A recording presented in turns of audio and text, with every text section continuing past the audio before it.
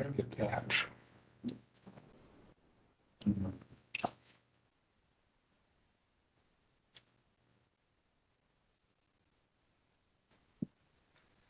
It's right there. Okay, they can't. Try your mic one more time, please.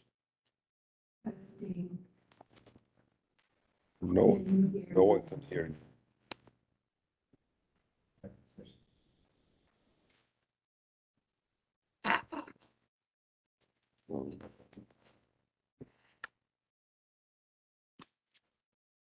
Right there, confident. There.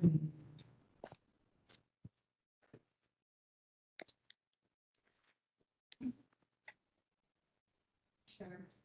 Yeah, if you don't mind, you could ever get from. Yeah, that audio is not, we can't hear it. If we could try to improve it, if you can do it on a recess. If not, then I don't know if this is going to be I don't know if this is going to work if we can't hear what's happening at the site.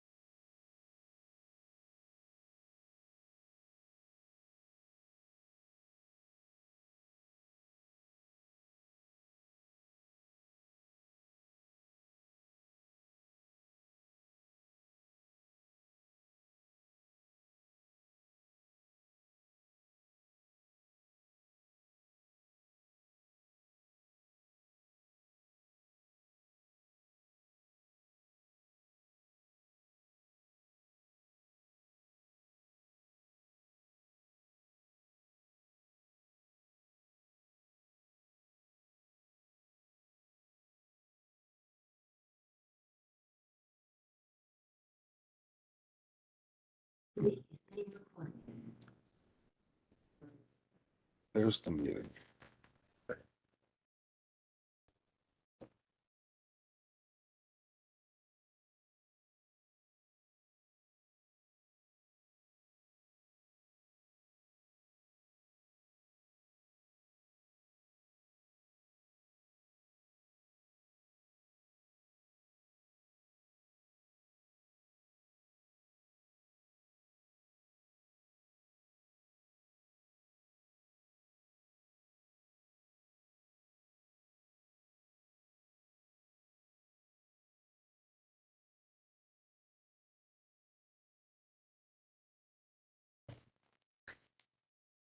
Yeah, that doesn't work. Did it work? Yeah, let's see if that worked.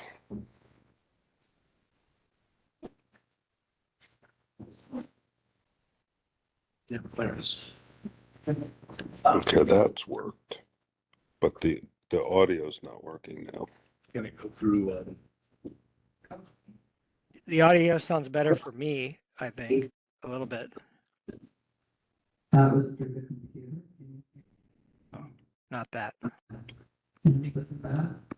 I feel like you try to shout really loud. Don't do that?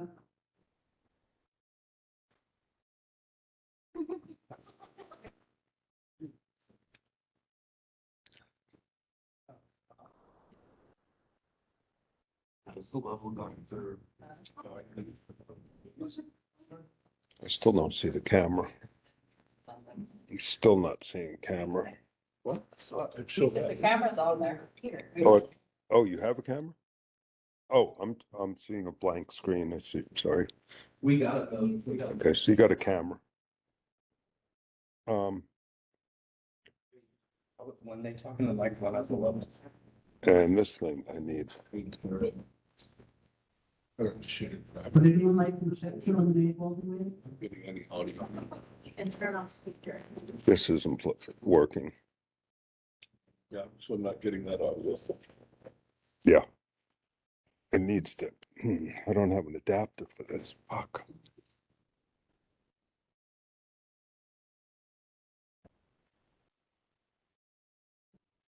Can we plug it into their computer for the audio? What we got? We got nothing left, huh? What? Off of her laptop for the audio? First they did. Could, yes. Yeah. I hate to try something like that right now. Well, let's try it.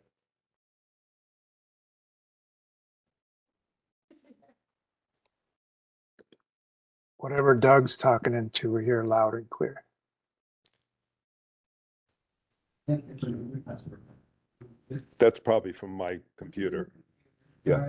Can we plug it into her laptop? Yeah. Let's take that off there. We'll run the cable. Let's put this up into her laptop.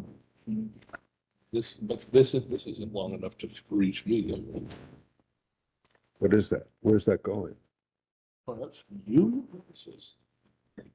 That's going over there. That's here. That's going to the board. Right. Yeah.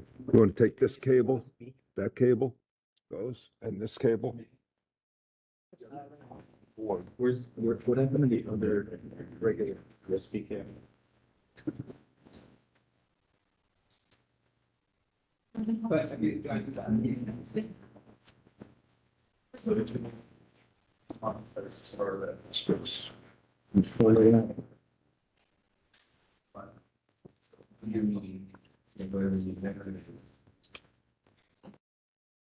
Oh, okay. What, here? Did you put that? Yeah. That didn't. Oh, where'd that was in there. Go. In the front. Literally the secret right in the. Right now? He's got to change to Scarlet. It's not really. Got to change the input to Scarlet. Like it's there. Okay, let's try and. Got it. So down here, the remote people look like they're very pondering the fact. I don't think they're. Synchronized.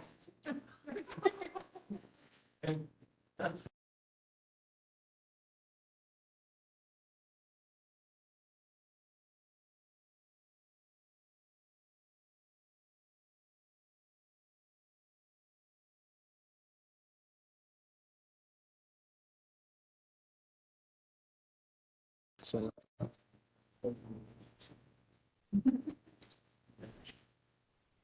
That's right here. What? The microphone is a Scarlett Solo. Scarlet Solo, yeah. USB.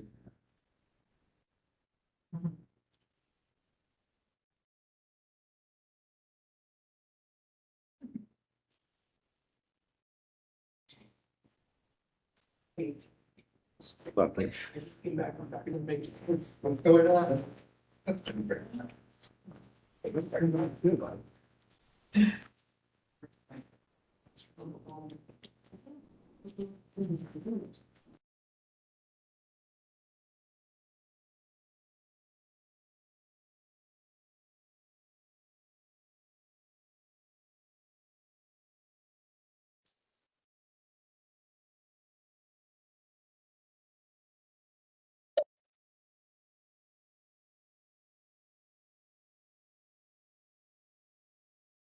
Check 1, 2, 3, 4.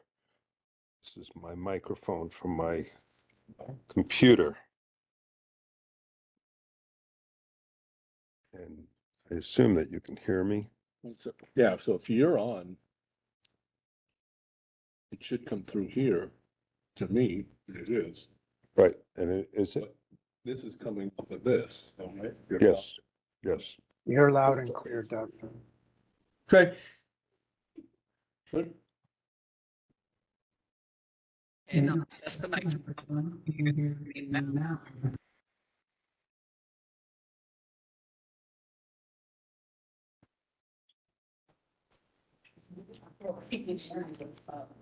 He's hearing me, he's hearing through this computer right now. It's the only way. It's some reason this app is not working with the.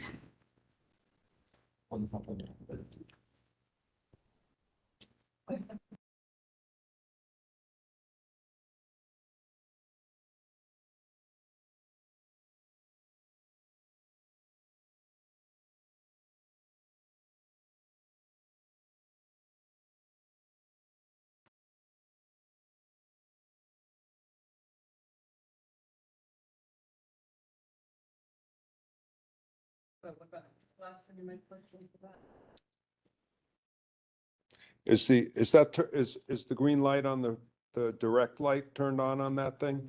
It is.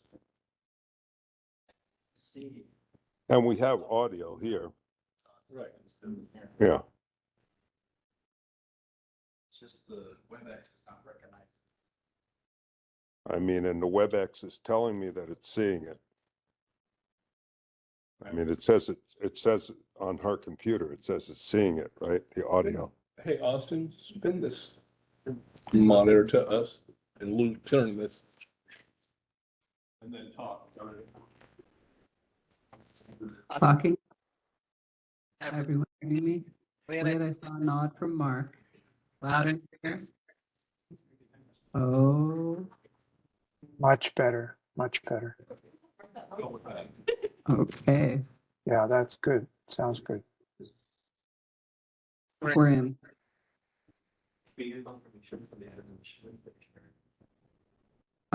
Commissioner Hippolito and Commissioner Aloha, can you confirm that you can hear us as well? And sorry, Commissioner Thompson, you're behind the speaker for me. Can you hear us too?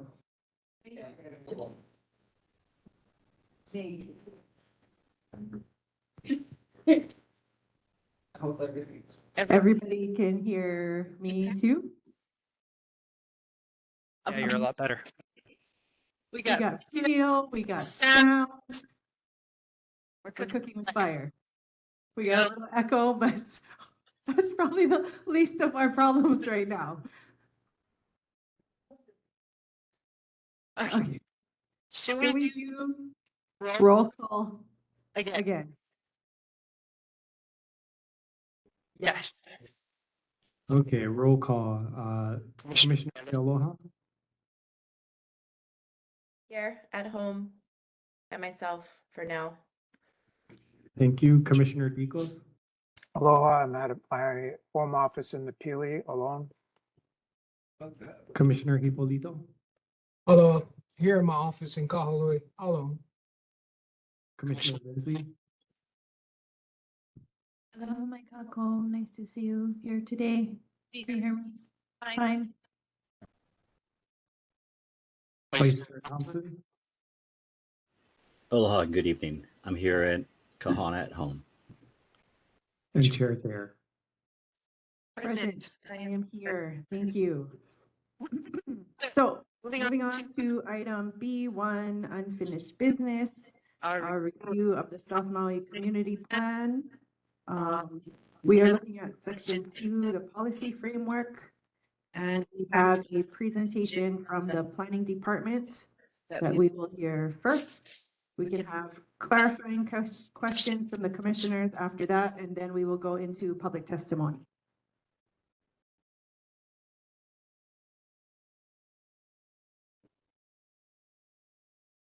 Aloha, Winona Chair Thayer and Maui Planning Commission members.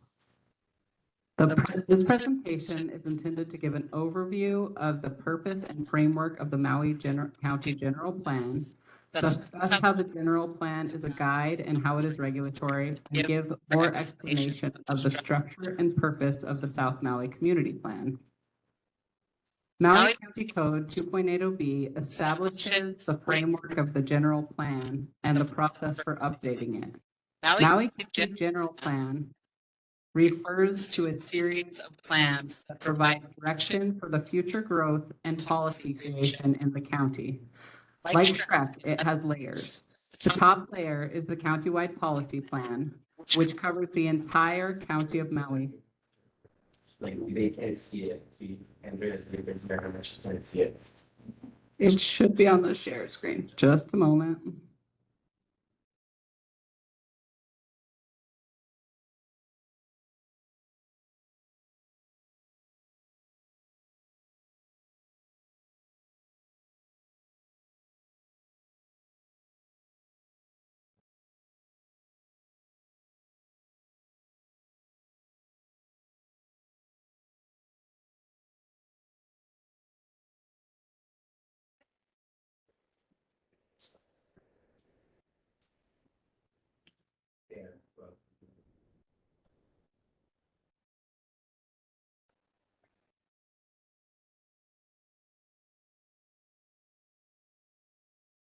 That's the one, yeah. Sure, one, yeah. There's literally a speaker right in the way. That's why we can't see. It's not the one I want to do. Or the one right there, the presentation, the PowerPoint presentation. Now. Right.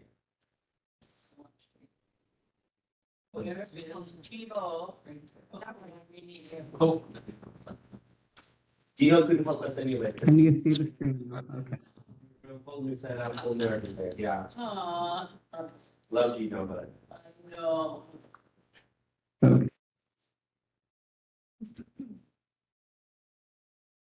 So, Maui County Code 2.80B establishes the framework of the general plan and the process for updating it. Maui County General Plan refers to a series of plans that provide direction for the future growth and policy creation in the county. The top layer is the countywide policy plan, which covers the entire county of Maui. The next layer are the island plans. The community plans for Maui come under the Maui Island Plan. The countywide policy plan includes a vision, core principles, and countywide policies. It is an umbrella policy document that provides direction for the entire county. The countywide policy plan was comprehensively updated and adopted in 2010, with an update in 2021 to add a goal to mitigate climate change and work towards a resilience. The values, policies, in the countywide policy plan are implemented and refined in the island plans and community plans. The next layer is the Maui Island Plan. First developed and adopted in 2012, it provides policy direction for land use, infrastructure improvements, economic development, housing, and protection of natural and cultural resources on Maui. It takes into account interregional issues that span across community plan area boundaries and includes an island-wide directed growth strategy. Finally, the community plans. The community plans refine and in some ways implement the countywide policy plan and Maui Island Plan. The community plans reflect the unique characteristics of each community plan area and enable residents within those areas to address specific challenges and opportunities. The community plans are focused on directing future land use and the character of development and community design. This image shows the land use layers from general to specific. The state land use districts are the broadest, establishing large areas where growth is permitted, and large areas where conservation or agriculture use are anticipated. The first county layer is the Maui Island Plan growth boundaries. The Maui Island Plan growth boundaries establish the location and type of future development within the state land use districts. The community plan designations provide more specificity about the placement and character of future growth. How to grow within the Maui Island Plan growth boundaries. Each layer is meant to further refine the previous layer, but should not conflict with the previous layer. Finally, zoning districts. Zoning is a tool for implementing the community plan and direction as to what is possible on an individual parcel. Zoning is spelled out in Title 19 of Maui County Code. Finally, is the general plan, including community plans, a guide or is it law? The answer is yes. There are specific processes where the community plan has regulatory function, otherwise it provides policy guidance.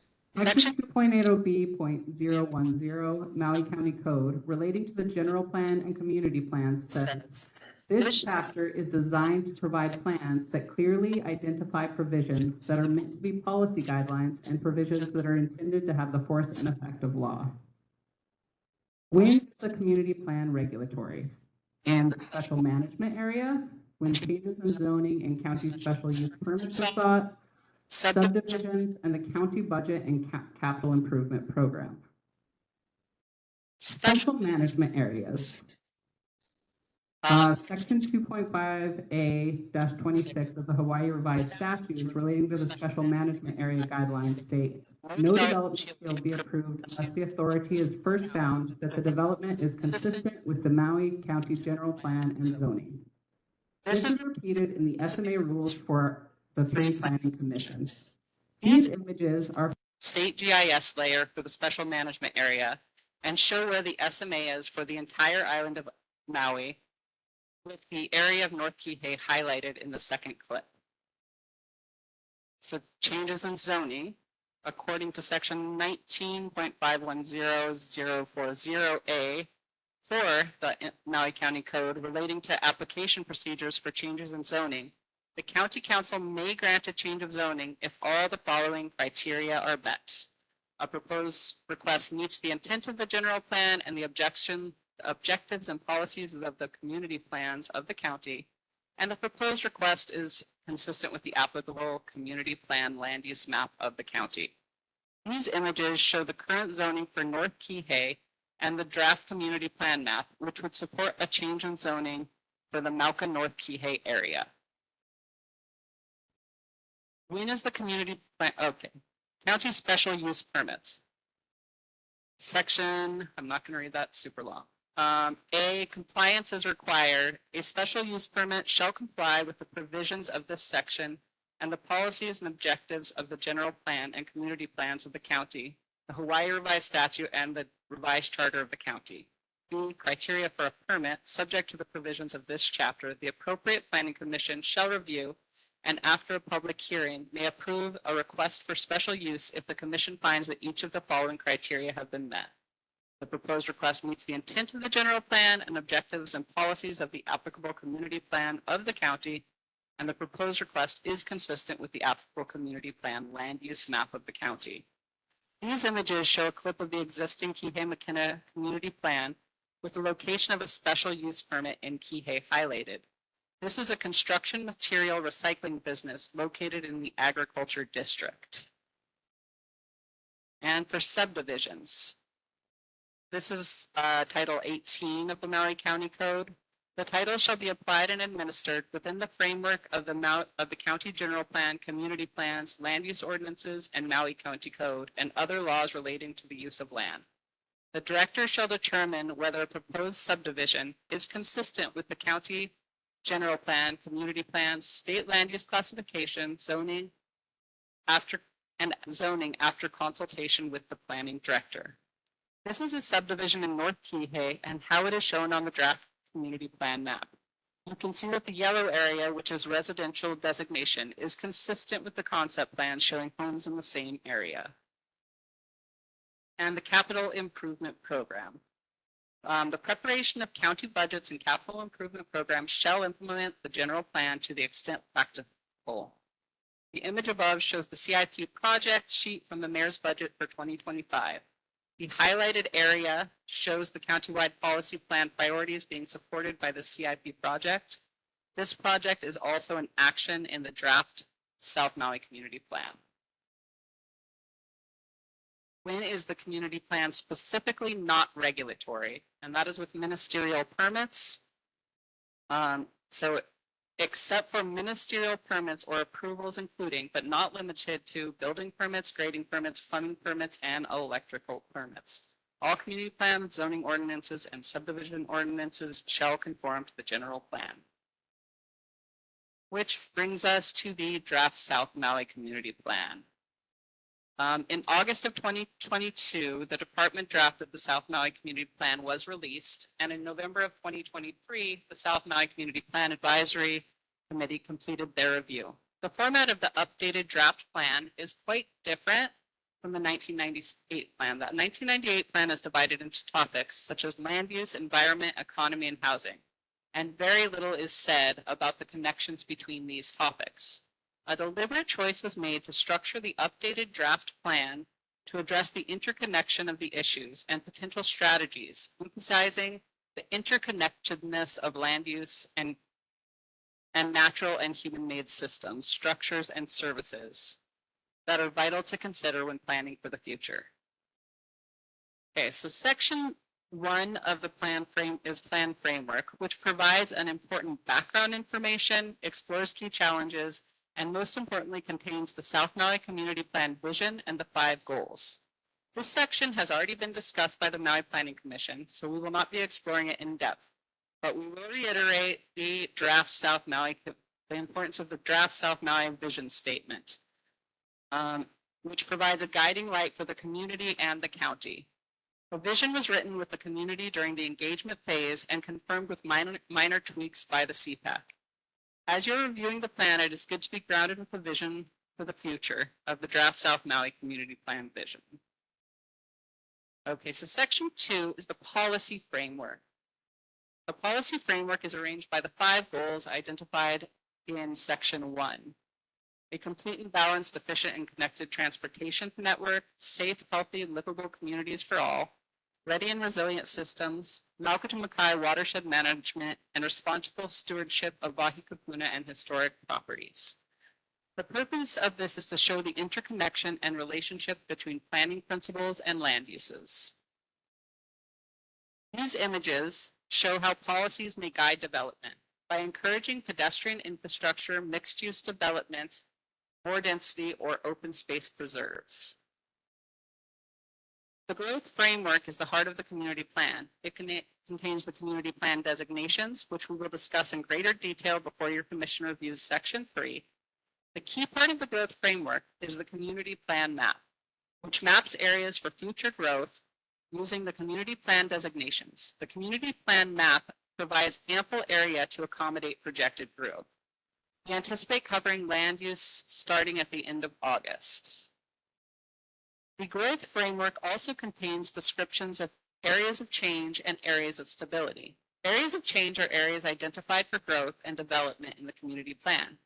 For example, the CPAC recommended using the Honuaula District Phase 2 development map as approved by the Maui Planning Commission to guide the community plan map for the area.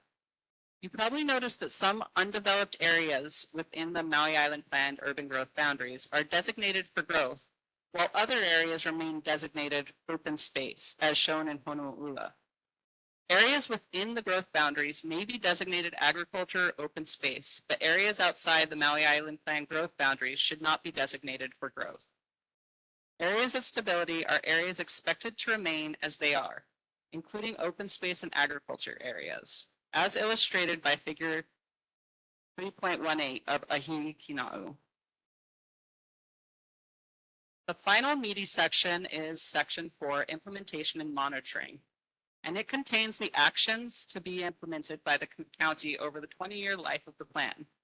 It's a to-do list of actionable items for the county departments to help achieve the community plan's vision and goals. The purpose of this section is to implement and enforce plans through prioritization and accountability. You may notice on this slide that the second action has two numbers, one of which is red and has been crossed out. The original numbers for both policies and actions from the planning department draft were included for easier reference during review. These images show physical manifestations of county funding through priorities identified in the Maui County General Plan. There are multimodal transportation improvements, including bikes, buses, bus stops, and roadway improvements. There are parks and community facility improvements, including dune restoration, parks facilities, and a new recreation facility in South Maui. There are 8 appendices, including 2 proposed by the Community Plan Advisory Committee. The appendices are mainly reference materials for the body of the plan. Okay, I share the slide again because it is a simple, easy reference for remembering what the different elements of a plan do. Community plans reflect the unique characteristics of each community plan area and enable residents within those areas to address specific challenges and opportunities. Policies guide plans for development and are used to review subdivisions and developments in the special management area, and may be used to support special use permits and changes in zoning. Maps show where and what type of growth the community supports within the Maui Island Plan growth boundaries, with more specific community plan designations. Developments in the SMA and new subdivisions must align with the community plan maps. The community plan maps are the primary tool in the community plan used to support changes in zoning. Actions tell the county departments what projects and plans to prioritize when it comes to the county budget and staff time. This slide got really messed up. You guys have the, I don't know what happened there. In your edition, there's a policy or action decision tree that should guide whether it belongs in the plan at all and whether it is a policy or an action. Oh, right. Yeah, there it is, all together.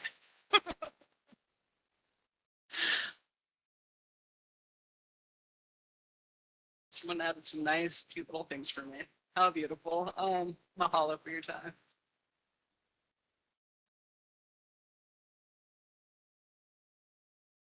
Thank you for putting that together for us.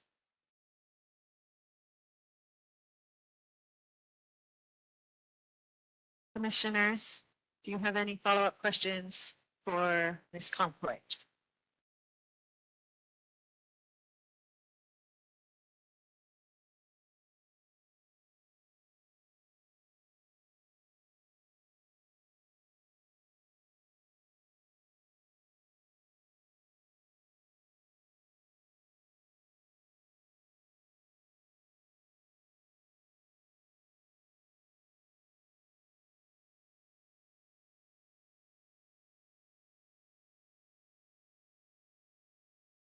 Hearing no questions, we'll go on to public testimony.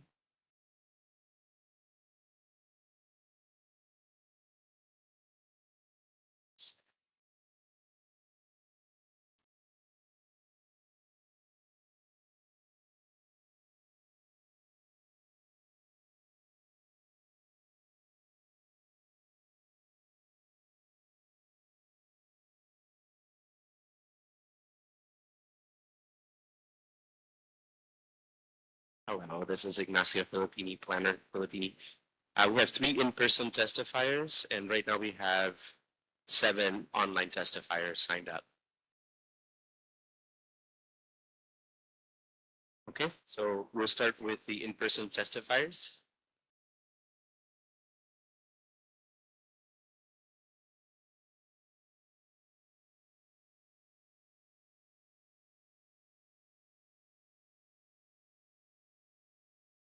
Okay, in-person list, we have Brandy Corpus, followed by Johan Lal and Eileen Lilly. Okay. Okay. Okay, so Brandy Corpus, followed by Johan Lal, and then we'll go online.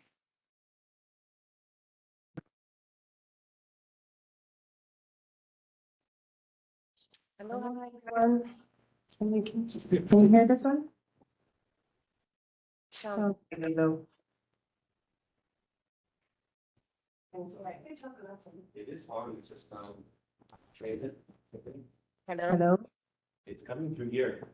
Hello? I have to talk really, really loud. Oh, I can't move this.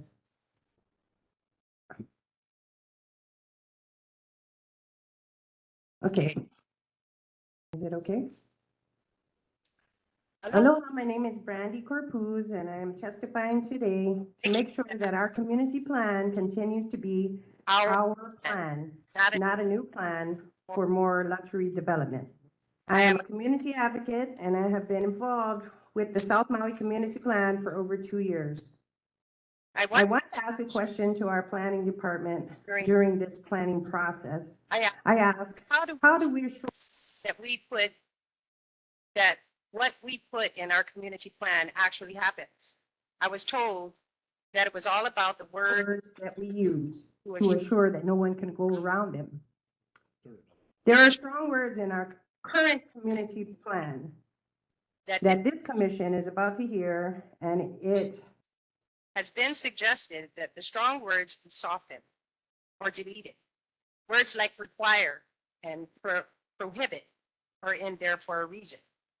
I would like for you all to keep in mind that this was a very long planning process, and our CPAC members and community thought long and hard to put the words that are in our community plan currently. If it says require or prohibit, that is the words that we intended to use. Words have greater meaning when you're trying to protect the last remaining wetlands and natural infrastructure, or trying to create housing or have housing for your community. We need strong words so that those who choose to ignore the facts will hear us loud and clear. We don't want or need any more development until all of our people are housed. We don't need any more developments until we have proper infrastructure. We need our plan to be about us. Please consider the following. 2.1.3, improve roads for McKenna, Alanui, and McKenna Road for McKenna development. Also 2.1.5 also refers to McKenna development, quotes, in quotes. Why are we talking about preparations for luxury developments when we need housing for our community members across Maui Island? I don't approve of any tax-paid roads or resources for any development until our people's housing needs are met. 2.1.14, leave require the completion of North-South Collector Road. 2.1.16, support the integration of wetlands and drainage ways with greenways and multi-use paths in and around the Lapoa Business District, with priority given to the health and protection of the wetlands. 2.2.17, leave require all developments to have pedestrian-oriented infrastructure. 2.2.19, leave require workforce housing to be spread out equitably because our community members should be in all parts of South Maui. 2.2.20. Can you summarize, please? Yes. 2.2.21, 2.2.27, 2.2.28, 2.2.40, 2.2.47, 2.3.14,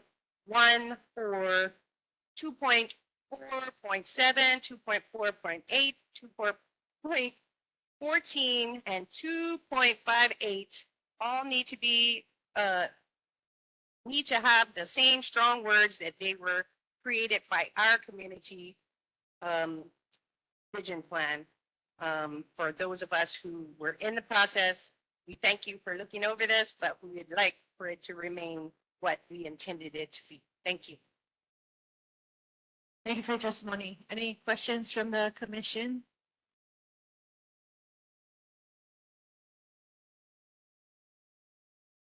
Seeing none. Thank you for your testimony. Next is Johan Law. And then we will go online to Mike Moran, Lucian Dene, and John Lee.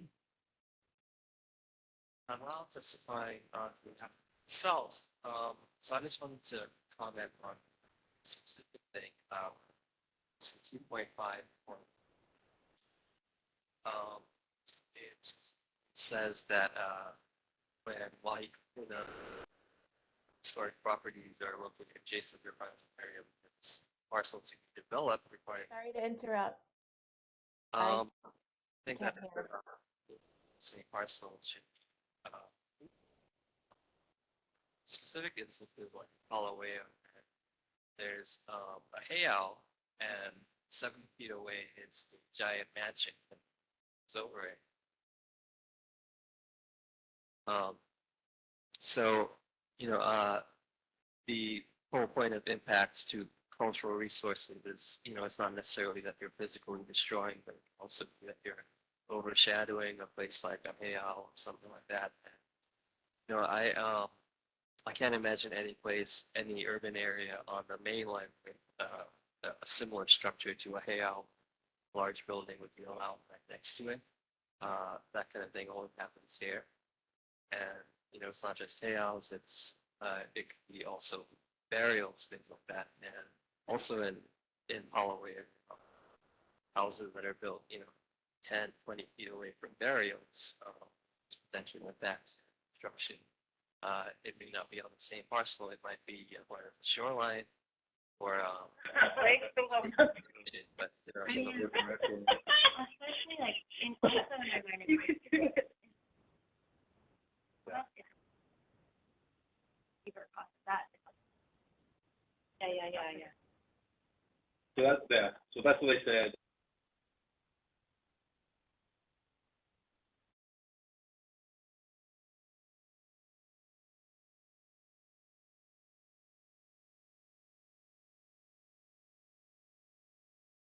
You guys are muted on our end right now. I think you may have muted everybody instead of just the people talking.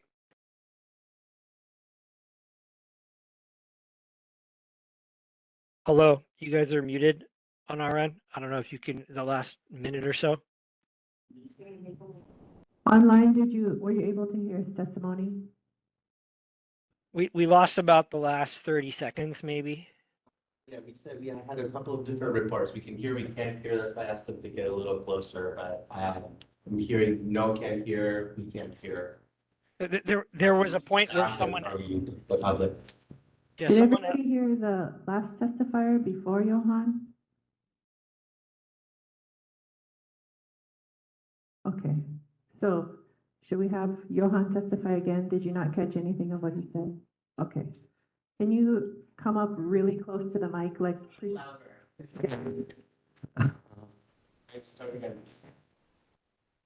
Okay, Johan Law testifying on behalf of myself. Policy 2.5.11B, when Waiukupuna or other historic properties are located adjacent to a project area within the parcel to be developed, require mitigation of potential adverse impacts. I think the specification of within the same parcel should be removed. I think that impacts to adjacent parcels or state property, things like that should also be considered. And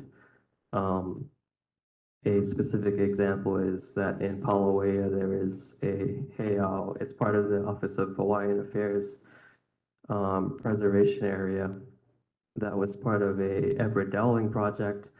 And next to it is a large mansion that is much higher than that heiau, and it looms over it. And so it's not just physical damage to cultural resources that has to be protected against, but also things like view sheds and just the physical presence, stuff like that. There are also burials in Palawea, and I think we all know there are burials everywhere, and there can be damage through construction activities, not necessarily on the same parcel. So I think this piece of this particular policy should just be removed. And it should just be required mitigation of potential adverse impacts. So, Mahalo. Thank you. Any questions for the testifier? Seeing none, thank you. Okay, next we go online to Mike Moran, followed by Lucian Dene, John Laney, and Lynn Peabody. Aloha, Chair Thayer Oh, and you're on mute. I think maybe we can't volunteers. hear you. Can't hear me? Mark is saying he can't hear People me. You online can't. can hear you. Sorry, in the room, we cannot hear you. Please stand by. Here, he's just really low. Anything?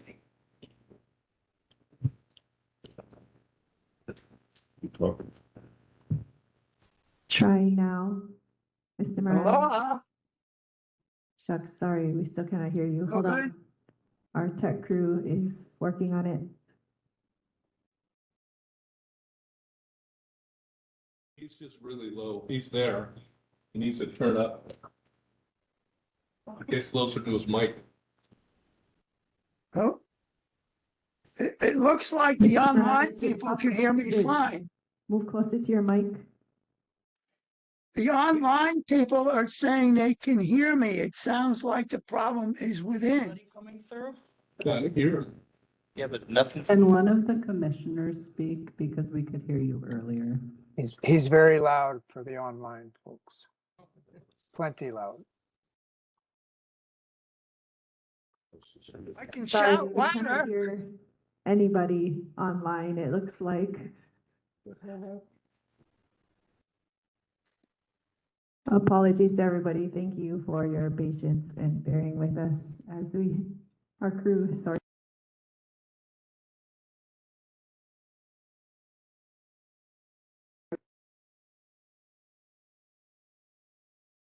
So how is it going through there, but it's not? How is they're going through earlier?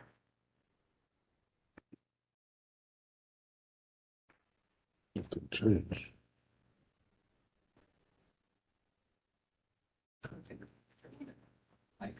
We're getting those. I can hear that. Karen, could you do the mic check there?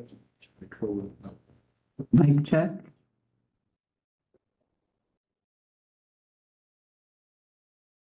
You've lowered it a bit over there, haven't you?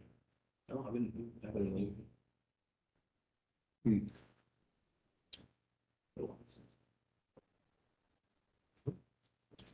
I can see it from here.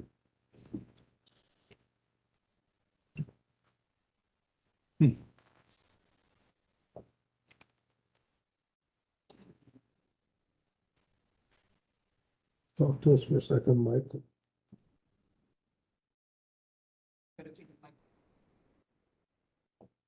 Could it? I'm not hearing him on the call either. I mean, he's unmuted, but I don't hear him. I'm going to speak again. I'm muting myself. Okay, trying again. Aloha, 1, 2, 3. There it is. I hear him now. I got it. Not in here. We good to go? You guys hear him in the room? Chair Thayer, are we good to go? Try it again. Hello? No?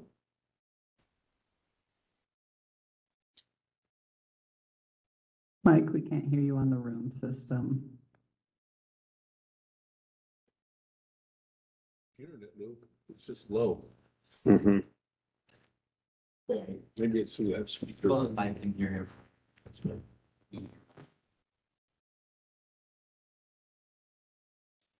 Fine. So.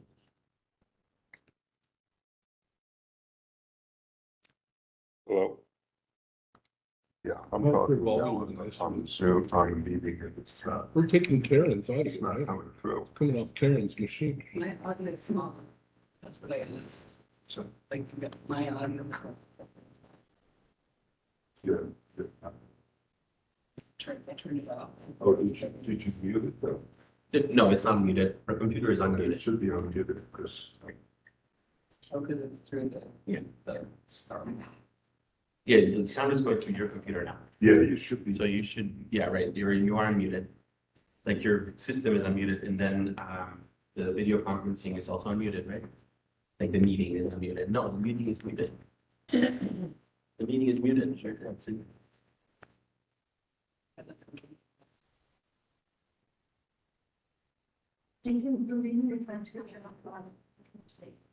Check, check. Something is. How do we lose that?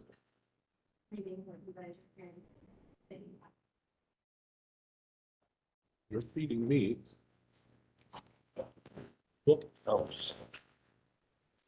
Sorry, folks.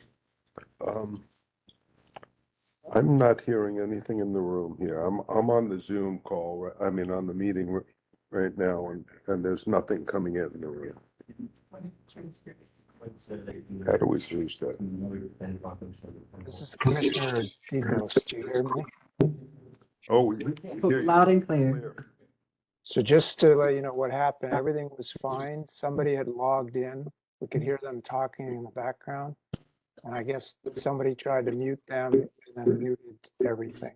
That's muted everything. We could no longer hear the testifier. So that's when things changed. Huh. Yeah, we could try to get it down. No. No. Just muting people like. So. Yeah, we can hear him. That's so weird. Yeah, no, nothing from the meeting.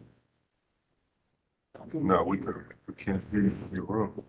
But we just heard Mike in the room. Loud and clear.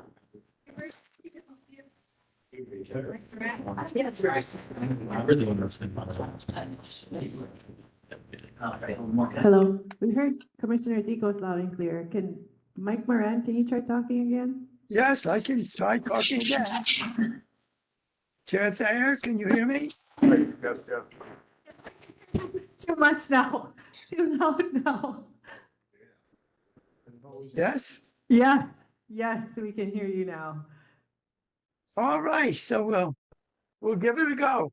Okay, yes, please, wait, let me check that staff is ready to keep 3 minutes now. Okay, aloha, Chair Thayer and volunteer commissioners. Thank you for your perseverance.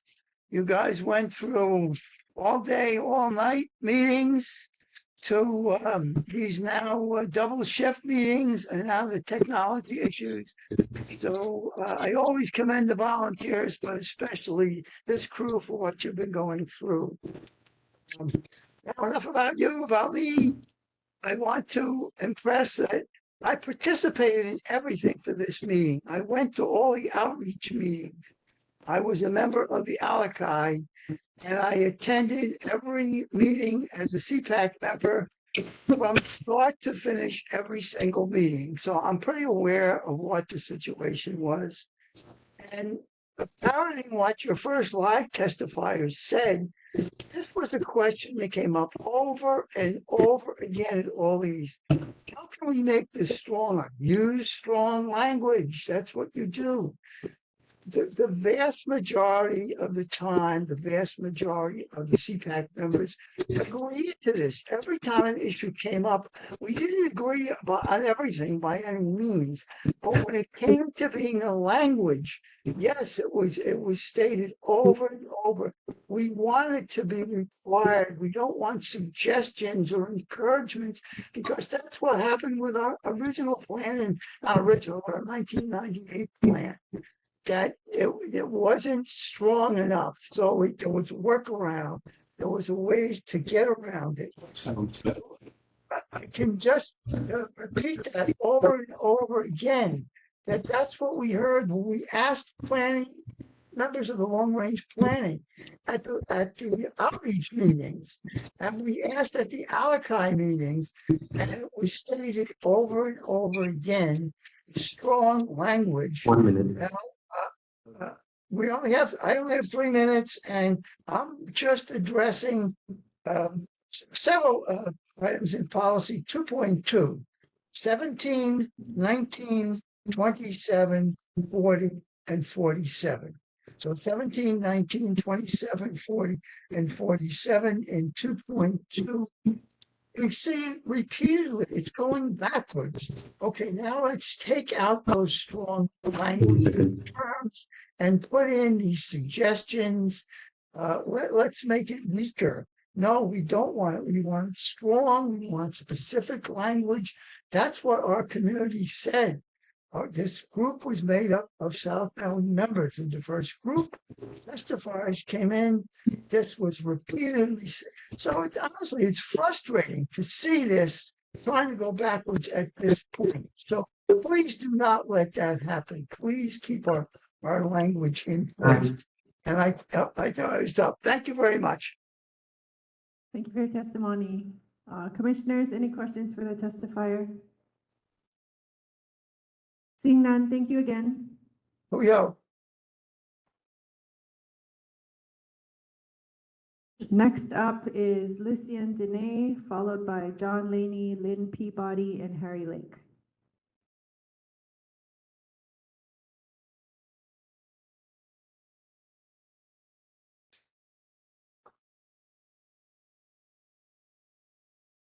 Lucien Dene, are you there?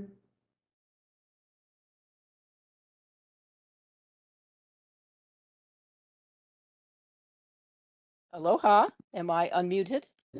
Yes, please go ahead. Okay, thank you. My name is Lucienne Dine. I'm testifying on my own behalf. I served on the General Plan Advisory Committee that put together the Maui Island Plan. Spent 3 years doing the big view that these community plans are supposed to now provide the close-up view of. And I have followed the South Maui Community Plan through its iterations when it was being reviewed by the CPAC.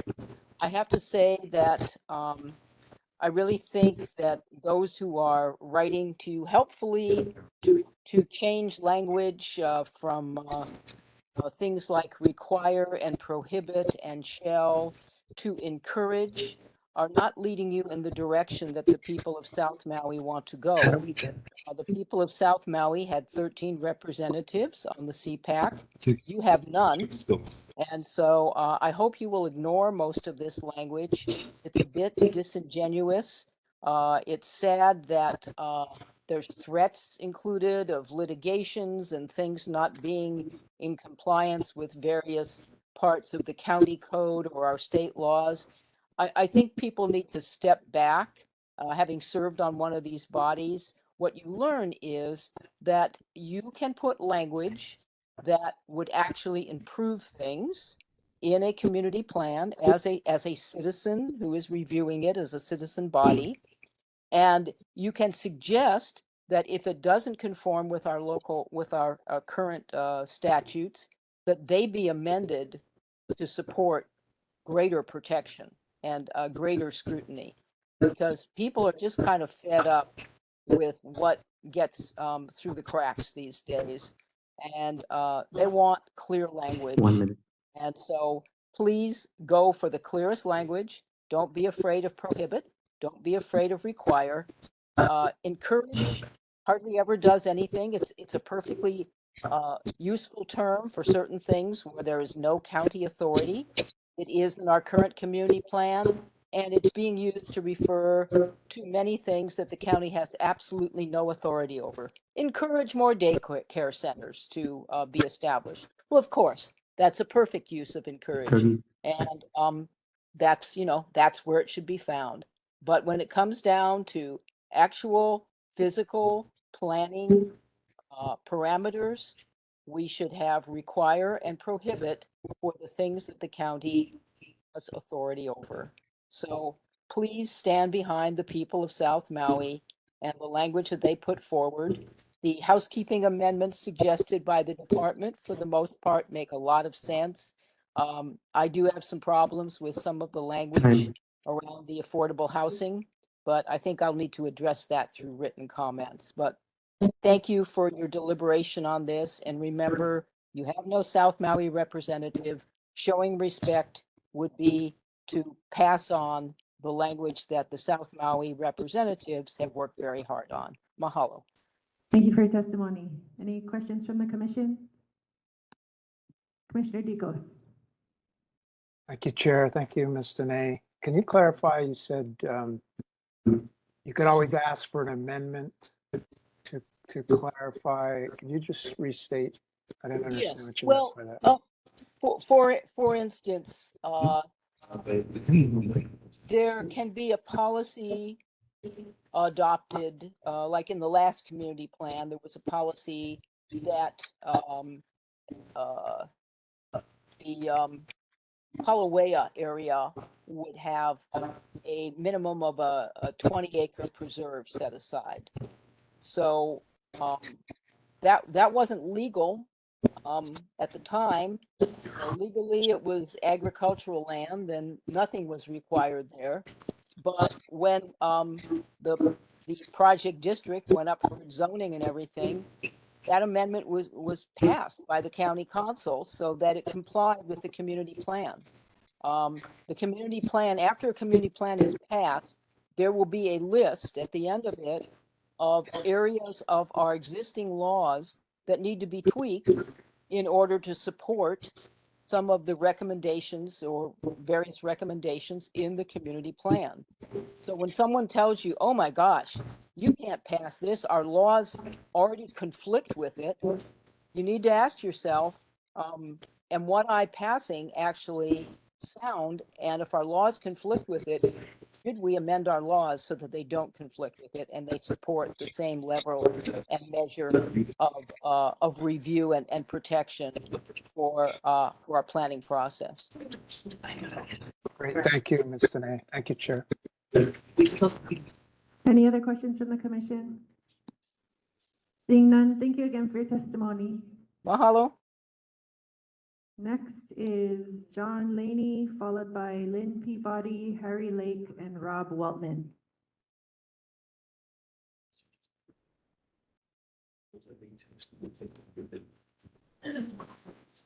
Oh, shucks. Sorry, we couldn't hear you again. Can the people online hear the testifier? Can you hear me now? Yes, yes, we can hear you now. Okay, very good. Thank you. I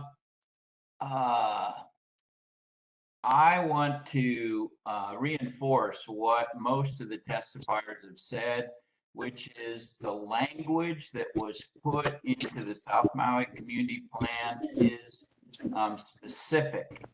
And a lot of work was done over the year plus of putting this together to make sure but it goes to it on this strong language like which computer require and prohibit are intentional.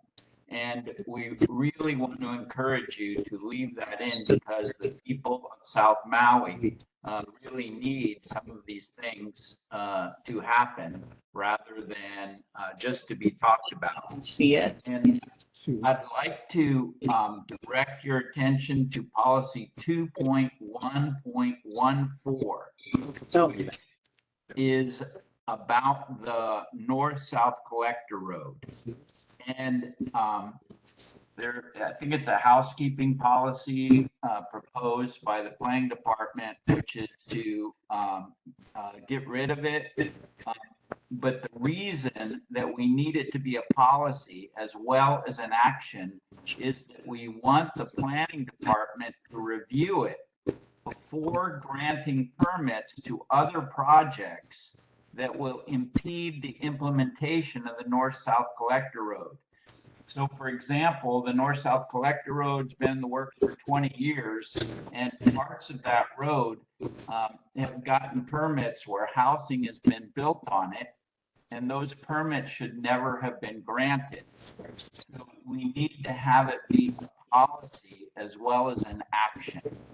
And in policy 2.219, they want to change the language to encourage workforce housing units to be spread out equitably rather than require. And again,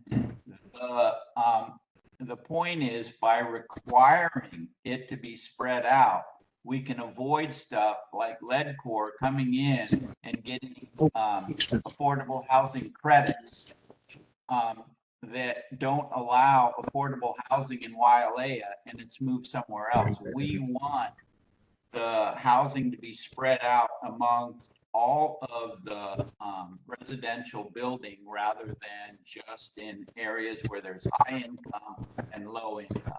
So that's it. Thank you very much. Mahalo for your testimony. Any questions from the commission? Commissioner Kealoha. Mahalo for your testimony, Mr. Lini. There's a lot of feedback coming from, I think it's the commission. I don't know. We can hear somebody talking, so it makes it hard for for us to hear the testifier. Mr. Lini, I got 2 point. Sorry. I got the last one that you mentioned, 2.19. Yeah, 2.2.19. What is the one that you said before that? 2.1.14, which has to do with the North-South Collector Road, which, if you're not familiar, is a critical road we're trying to get completed in South Maui so that we have more ingress and egress for the community and for emergency situations. Thank you. Any other questions from the commission? Commissioner Digos, were you raising your hand or no? Okay. Mahalo again for your testimony. Next up is Lynn Peabody, followed by Harry Lake, Rob Weltman, and Robin Knox.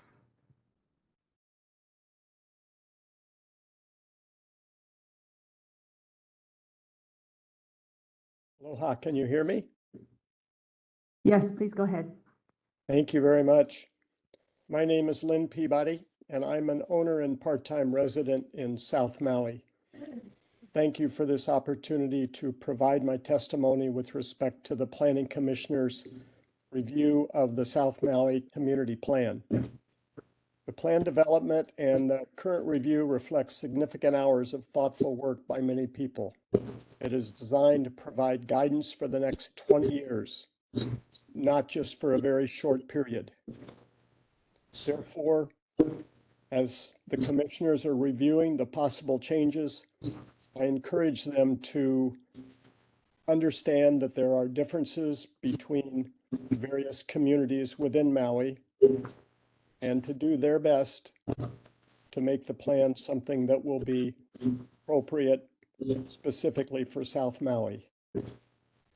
I'd like to suggest and talk briefly about section 2.25 of the plan, 2.2.25, and I'd encourage a modification of that section.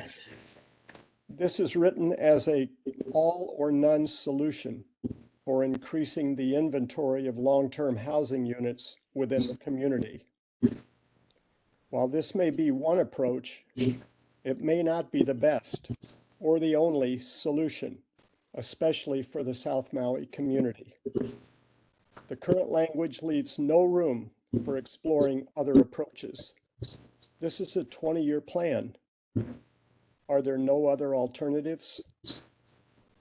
Please consider revising the wording in this section to, quote, identify and encourage feasible options to make long-term housing available, close quote. This wording does not rule out the phase-out approach, but it does allow for other creative options. Mahalo for all your work and for providing the opportunity to hear from others. Thank you. Mahalo for your testimony. Any questions from the commission? Seeing none, mahalo again. Thank you. Next is Harry Lake, followed by Rob Weltman and Robin Knox. And if there's anybody else waiting online or online who wishes to testify, please provide your name in the chat to staff. Now, Mr. Lake, please go ahead. Well, commissioners, thank you for your time. I'll go what Mike Moran said, which was appreciate you guys' time and bearing through the technical difficulties today. I'm testifying, this Harry Lake. I'm testifying on behalf of Line Promenade, which is one of the major sites. And specifically, I wanted to speak to policy.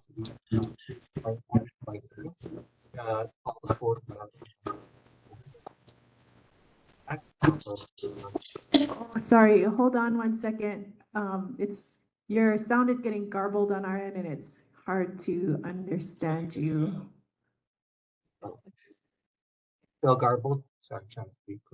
Do you think you could maybe try turning off your video and just have your audio? Yeah, let me try that.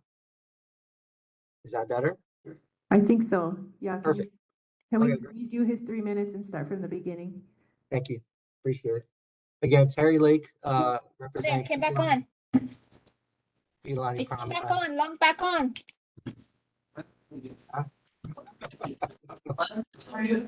Sorry, Mr. Lake, somebody has their mic on somewhere. Yeah. Okay. Are we good? Thank you. Again, speaking on behalf of Peaklani Promenade. Wait, hold on one second. Commissioner Deco says there's feedback coming through from something in our room.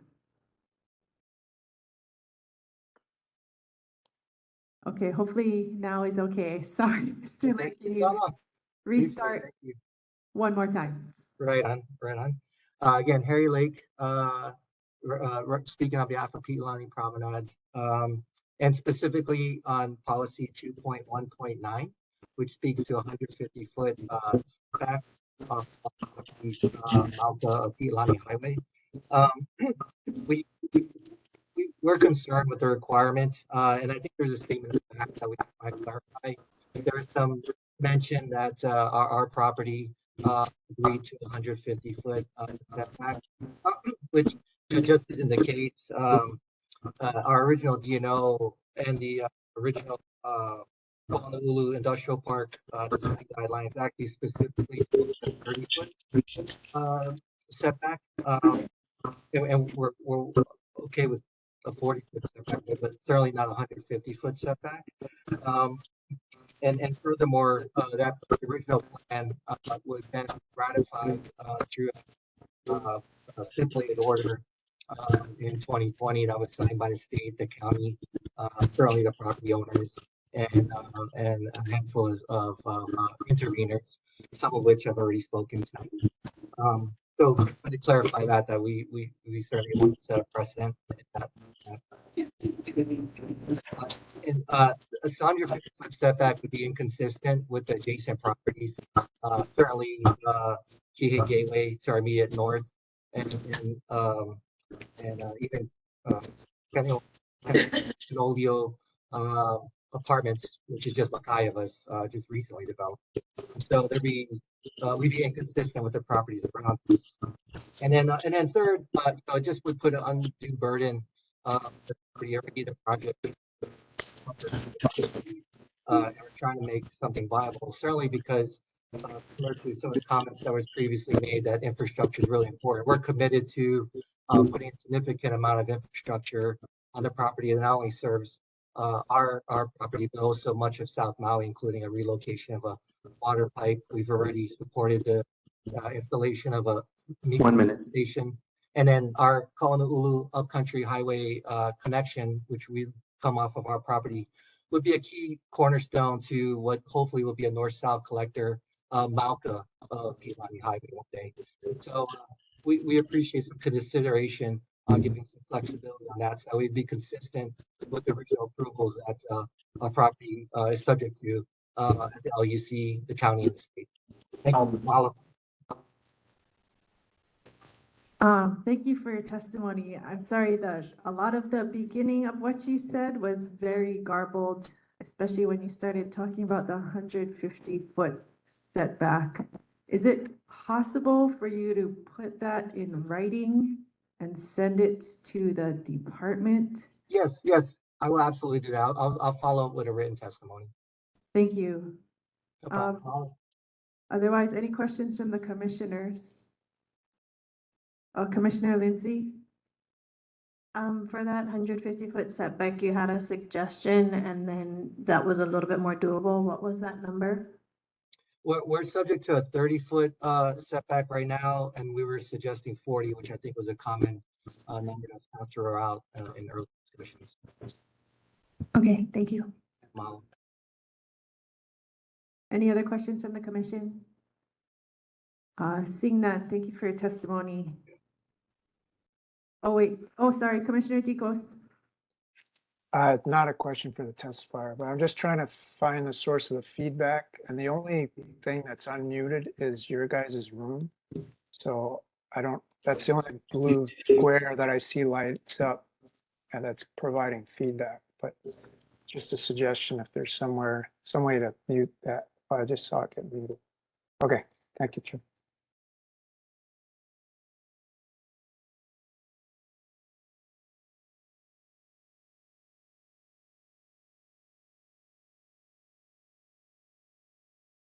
But of course, if it's muted, we can't hear you. So probably just mute when the testifier is talking. We'll all be super, super quiet in this room when everybody's talking. Oh. Okay, new plan. We will try mute our room during testimony. Next is Rob Weltman, followed by Robin Knox.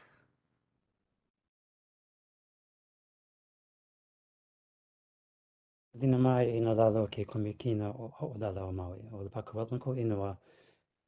O ka po o wao o ke kumike o lalo o kaiula no ka papa o lalo na Maui hama. He la lana ho i wao. O ka pulu o ko o ka hui kaiula o ki he. Mana o ke kahiko o no ka nui. Ena o lalo no ka papa o lalo na Maui hama.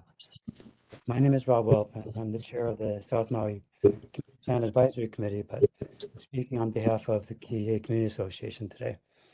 A number of the Planning Department's proposed changes to the South Maui Community Plan would weaken it significantly. Of the 48 proposed changes, 16 should be rejected to keep the plan in alignment with the goals of the South Maui community. And there are an additional 3 where Hawaiian cultural aspirations are modified. It's 2.5.7, 2.5.10, and 2.5.11b. I'm hoping someone from the Hawaiian community will speak on if those changes are acceptable. So I will only touch on 3 other policies today. Now, the purpose of policies in the community plan is to provide guidance to the planning department when it makes decisions on permits and other development requests. That is why policy 2.1.14 requires completion of the north-south collector road to ease the congestion on Pi'ilani Highway, take up traffic from South Kihei Road when it is flooded and eventually unusable, and also to provide a second emergency entry and exit to South Maui. In the past, the department effectively eliminated the right-of-way for the section between Kanani Road and Alanui Keali'i by granting building permits where that road was intended to go. So without a policy to protect the north-south collector road, the same thing could happen again with the required segment between Kanolio Road and North Kihei Road. For 2.2.17, we need strong language to get housing planned to allow easy access to jobs, services, schools, and recreation. The community plan draft does not say that all those things need to be in the same neighborhood as the housing, just that some of each must be close enough to get to by walking, biking, or transit, and not require that all residents have a car for those basic needs. Requiring private vehicles for those things is expensive, leads to congestion and delays, and is not healthy.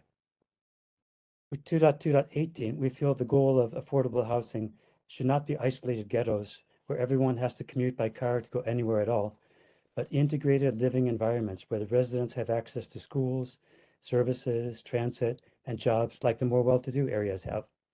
The community plan and the county government should serve our entire community's needs, not just those of the wealthy. So I would recommend that the commission reject the proposals of the planning department for policies 2.1.14, 2.2.17, and 2.2.18. Thank you.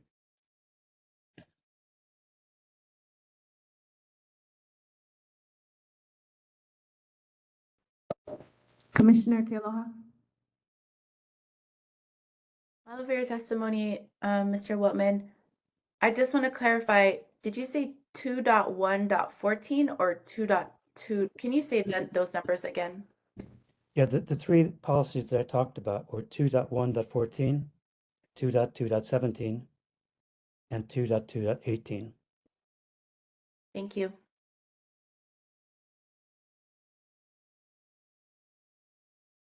Commissioner Lindsay.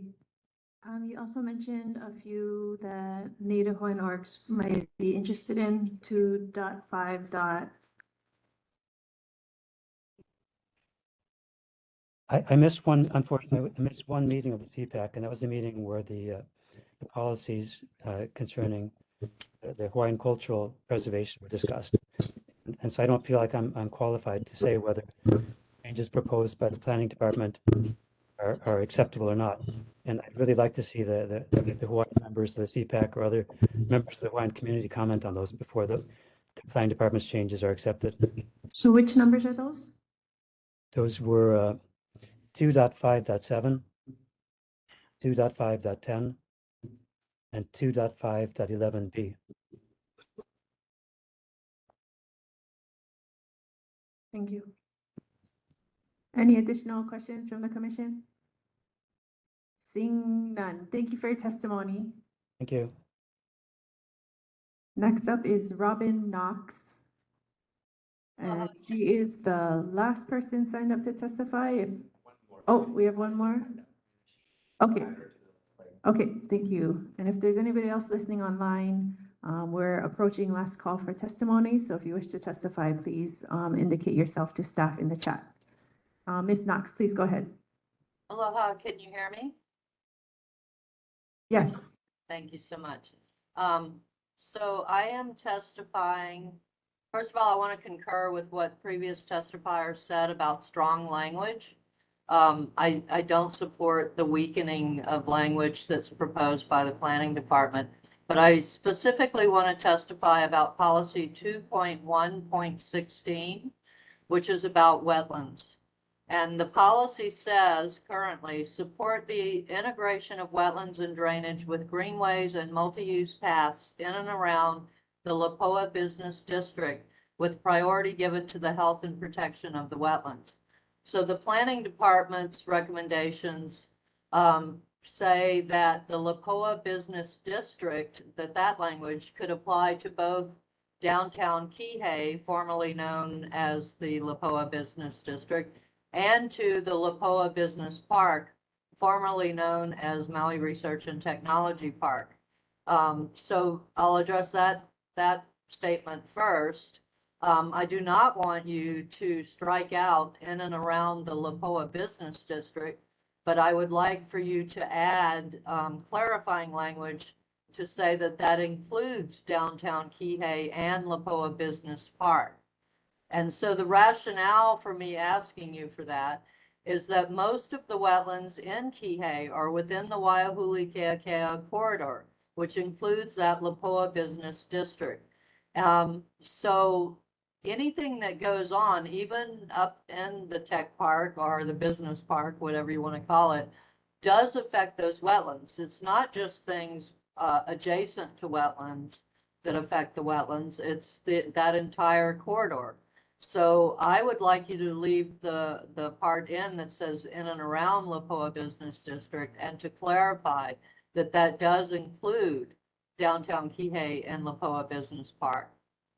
I concur with the planning department's statement that the policy could benefit areas throughout South Maui, but I think you can expand that policy to all of South Maui without removing those references to the Lapoa district.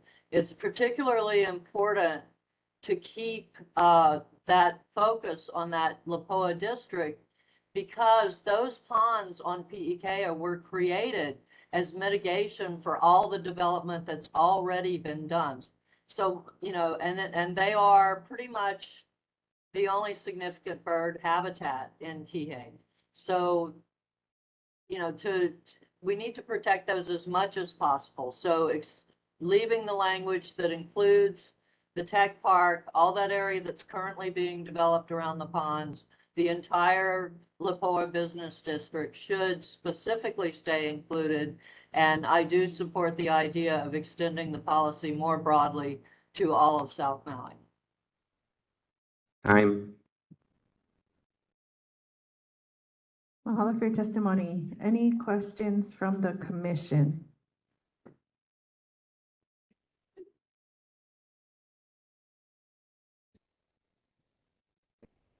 I do have one question, Ms. Knox.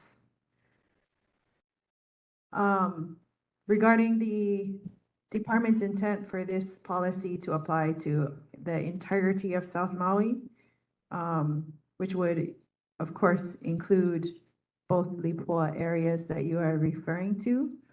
I guess, what would be your suggestion to include everything within this policy? Let me see, you could say, support the integration of wetlands and drainage ways with greenways and multi-use paths throughout South Maui, including Lipoa Business District, inclusive of downtown Kihei and Lipoa Business Park, something to that effect. But specifically calling out that Lipoa corridor, because from the business park all the way down to the wetlands does affect those wetlands. Thank you for your testimony. You're welcome. Aloha. The last person we have signed up right now is Kai Nishiki. Aloha, Chair, Commission members. Thank you very much for your volunteer service to our community. We really, really appreciate you all. Kai Nishiki, testifying on my own behalf, although I am a registered Aloha Aina lobbyist. I am testifying to just offer a little bit of my own personal experience.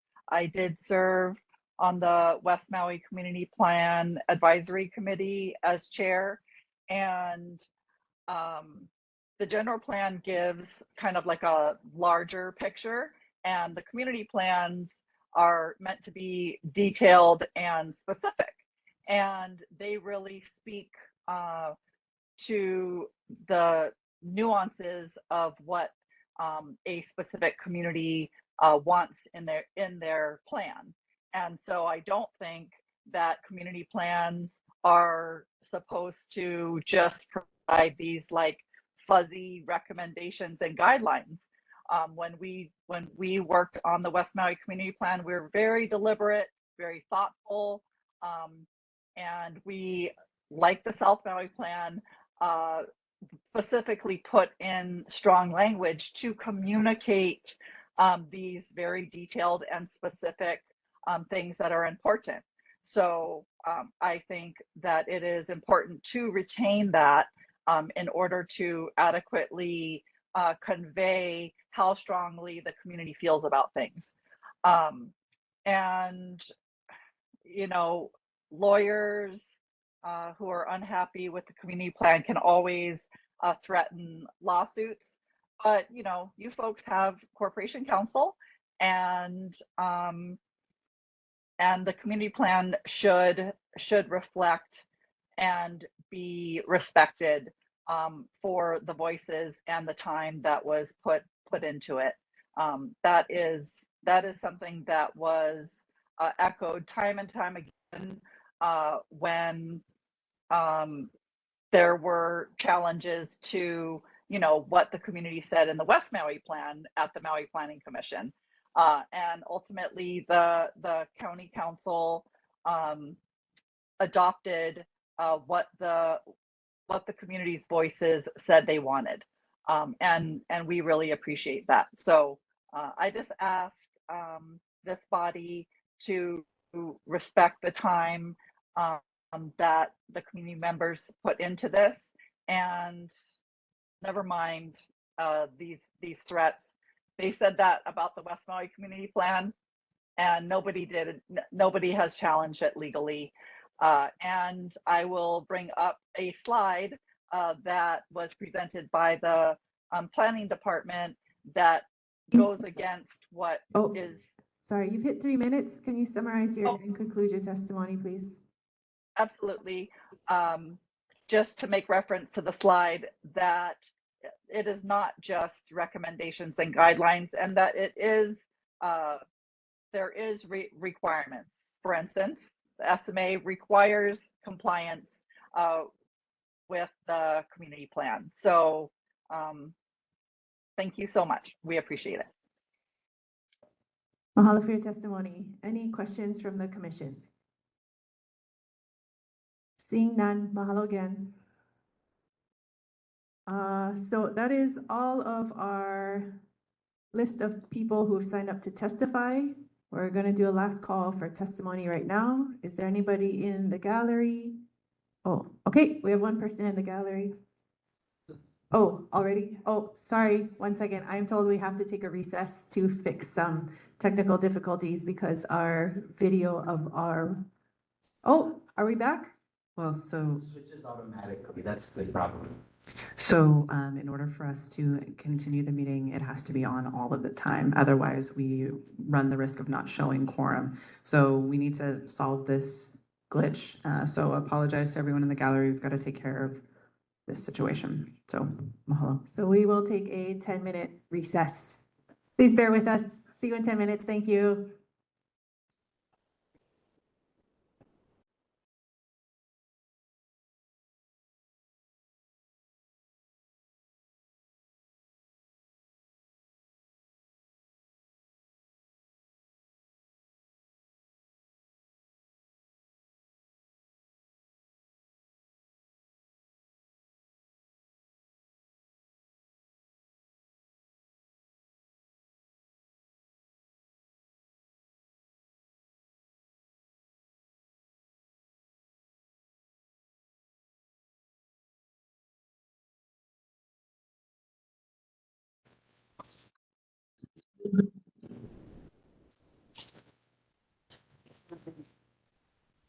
Commissioner, Vice Chair Thompson, are you there?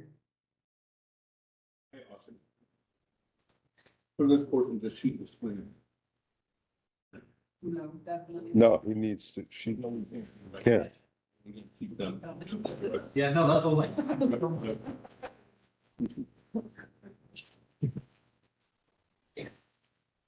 How come they can't, where's the freaking grid view? Oh, there it is. Okay, there it is.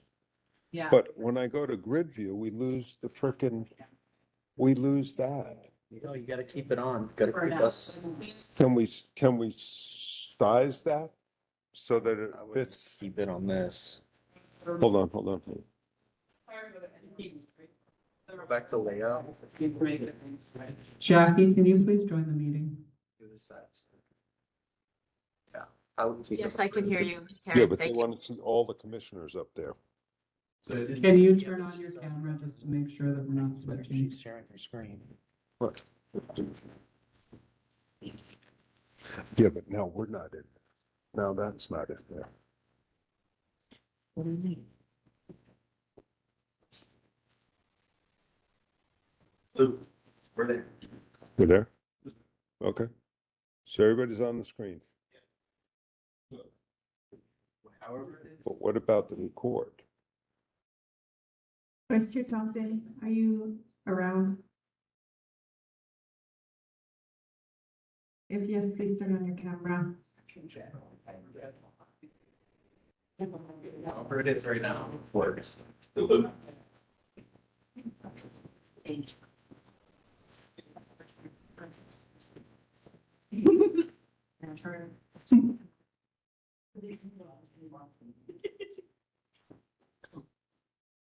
It's your form. It's 13 too, guys. That's fine. This is everything's.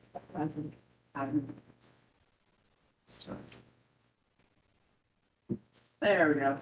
There it is. All right. We're good. Beautiful. All right, it is 5:16. We are resuming our Maui Planning Commission meeting of August 13, 2024 regarding the South Maui Community Plan. We are continuing with public testimony. In the gallery, we have signed up David Good, followed by Cal Chipchase. Please go ahead. Mahalo, Chair. I assume I'm heard. Okay. Thank you, Chair and members of the Commission for all your service in a long day. I just wanted to mention that I was really pleased to see the Planning Department chime in with comments that are implementable. The original plan that I think that the CPAC started with was largely a community consultation document. The CPAC made a lot of changes or revisions.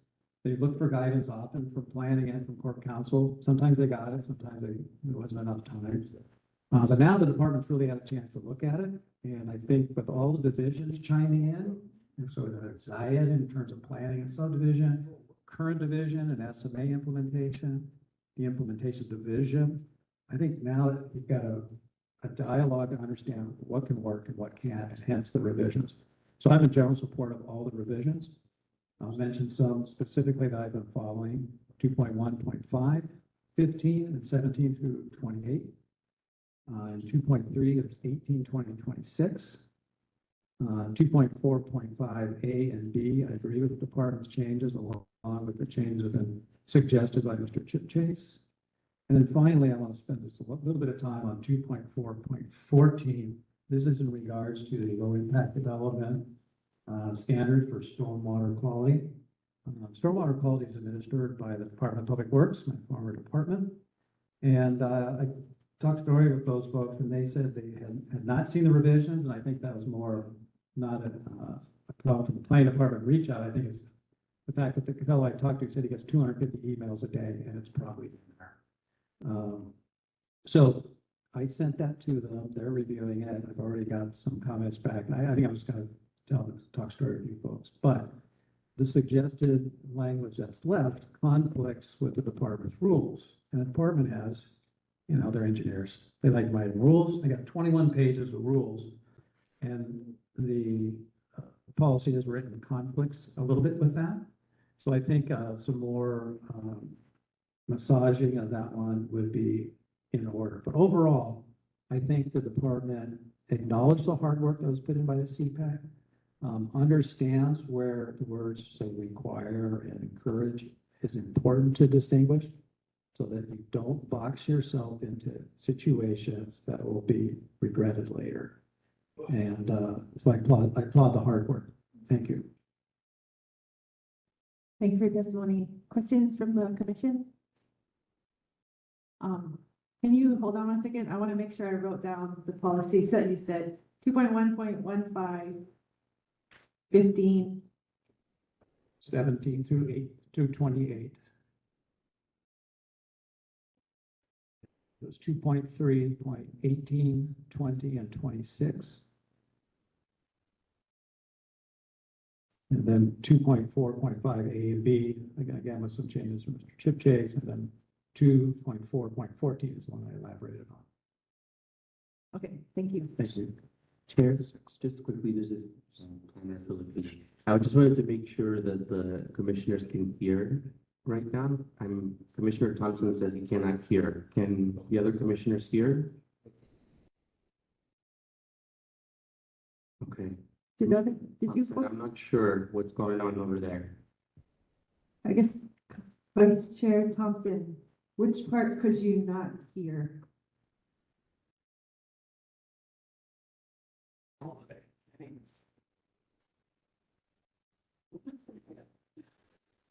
Vice Chair Thompson, can you hear us at all?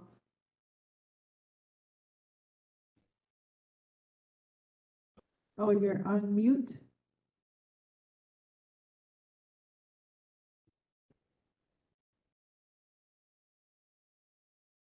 Can you hear me? Thumbs up if you can hear me.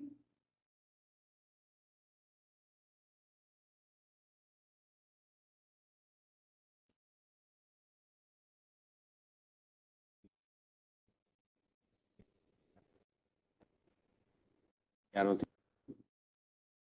If he can't hear it, and everyone else can hear it. Type to him. No, they can tell him that everyone else can hear. I don't know, that would help. So maybe type him a note real quick. Yeah, everybody can hear except for Vice Chair Thompson, unfortunately. Can you type him a note and let him know? Yeah.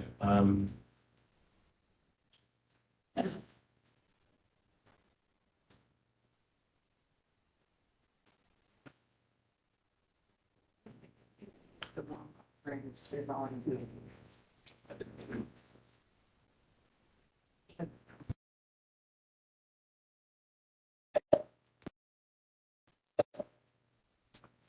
That's lost code. We're communicating by Morse code now. Let's have him go out and come back in again. Vice Chair Thompson, can you hear us? Oh. Maybe he's doing that himself. I think he's just like Like a precursor to deal with this. I'm still there. He's unmuted.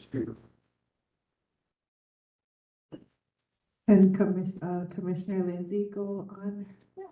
Screen. Give us 5. Absolutely.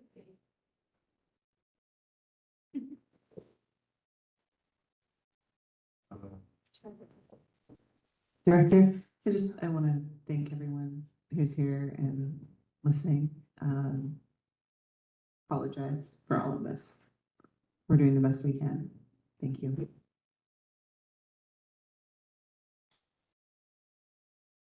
Okay, we have quorum showing on screen.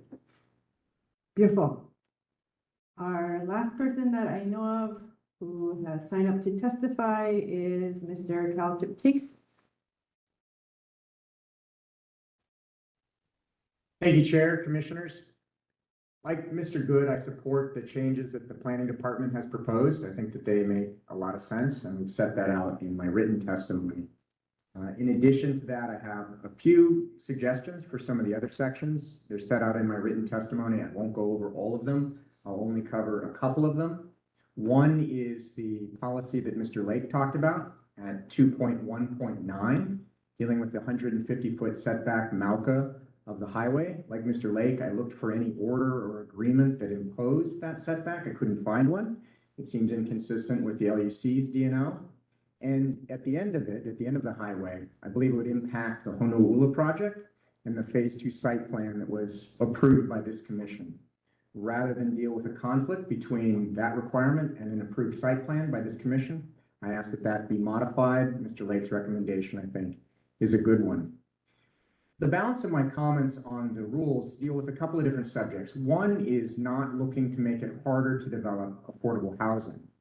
And it strikes me that a lot of the ideas are good, but sometimes proposed by folks who haven't developed affordable housing. And so one example of that is at 2.1.12, which deals with encouraging multimodal transportation. That's great, and I fully support those ideas. But in phrasing it in terms of requirements, you may make the difference between a project that can go forward and a project that can't. And so we proposed in my testimony a way to make it a little more flexible so that individual projects have an opportunity to come before this commission, and if specific requirements or changes are good and work for that project, then this commission or the council can impose them, rather than looking 20 years in the future and saying every project must do exactly these things. The same is true at 2.2.26. It's great to do your affordable first. I'll be before you next month on a project where we want to do that, but you can't always do that. And you can't always do it concurrently because often the market housing has to drive the ability to do the affordable. Rather than forcing all projects for 20 years and potentially killing projects that would introduce additional workforce and affordable units, provide flexibility so that when projects come before you, you can impose a concurrency or a first up requirement if that works for the project, rather than every project for 20 years. The last group, or the other group, is simply follow the law in some ways. Mr. Good talked about one place where there's a conflict.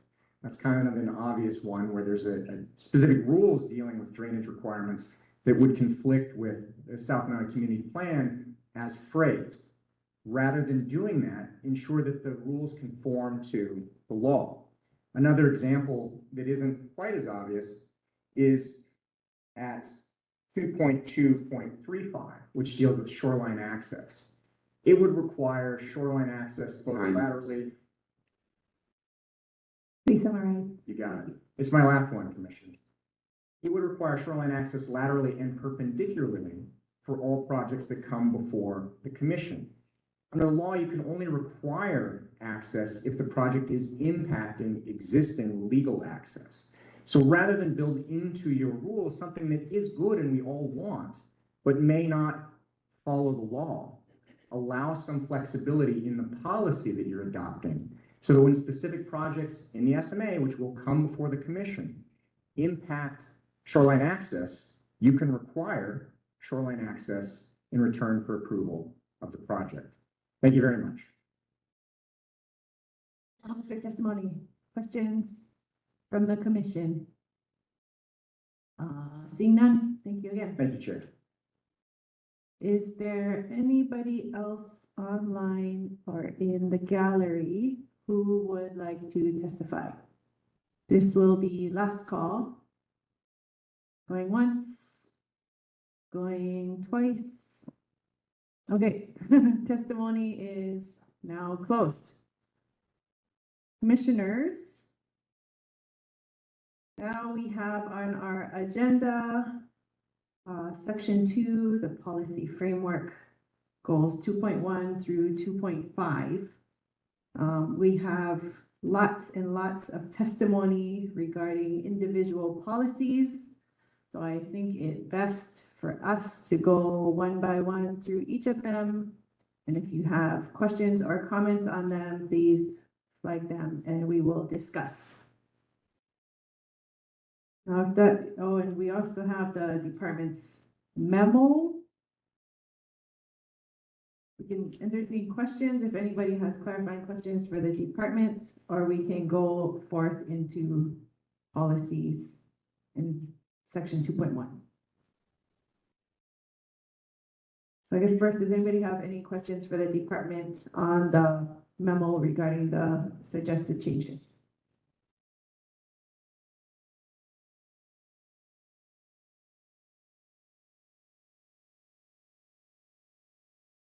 Commissioner Dicos. Just a general question. I don't know if we have Corp Counsel, but Sorry, we can't hear you now.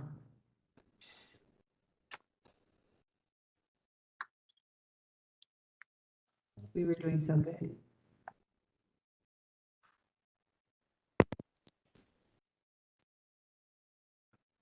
As a test, can Commissioner Kealoha, can you try to say something? Oh, can you try to speak? Hi, can you hear me? Oh, dang. We can't hear you either. Danielle is also unmuted. Closed captioning is going to her. And they can hear online. They can hear the other people online.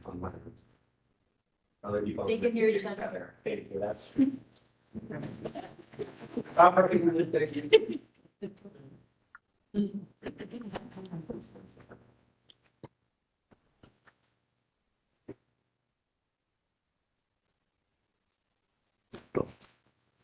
Is this something you're working on? Is there a solution to this? Anybody talking? Hello? this is Commissioner Dicos. I can hear Doug. I see your mouth moving, but we can't hear you. I hear him in my recorder.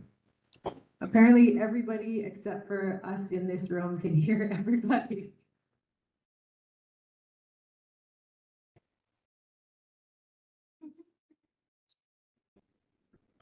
Yeah, it's coming out of my laptop.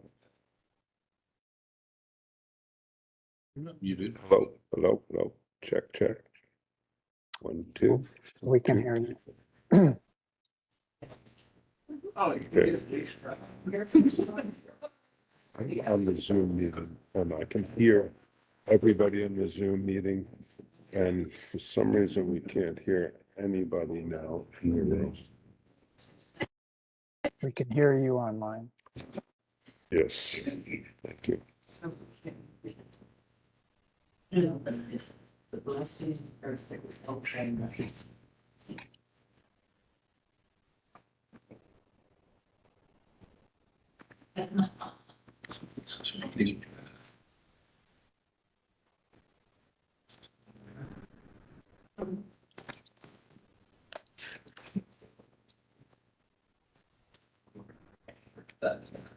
Nothing changed. That's right.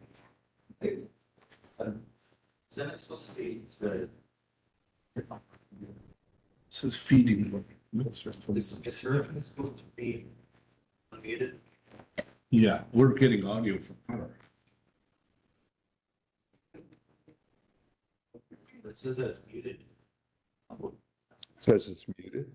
Can you hear me? Do I come through? No. Who's muted?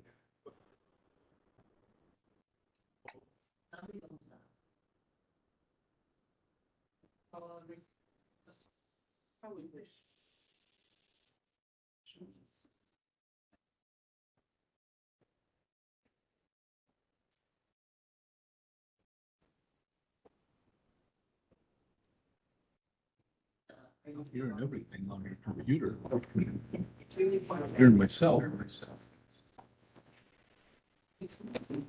Well, you're hearing on this microphone, on this computer. Can anybody hear us? Online we can. The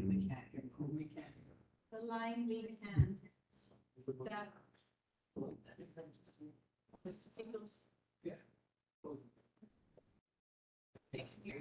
So they can hear us, we can't hear them, this is the problem.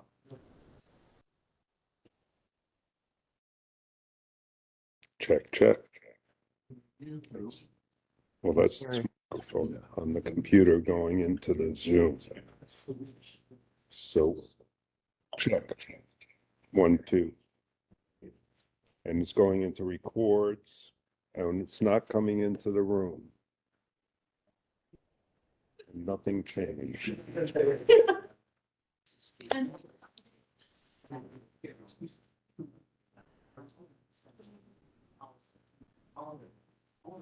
Still nothing from them? Yes. Check, check. 1, 2. 1, 2, 3, 4. 1, 2, 3, 4. 1, 2, 3, 4. I think we're gonna have to. It's not coming into the room, which is the problem with having all. Check, check. 2, 3, 4. Check, check. 1, 2, 3, 4. Can one of the commissioners try talking to us, please? 1, 2, 3, 4. I 1, 2, can 3, hear 4. him, and I can't hear him in the room.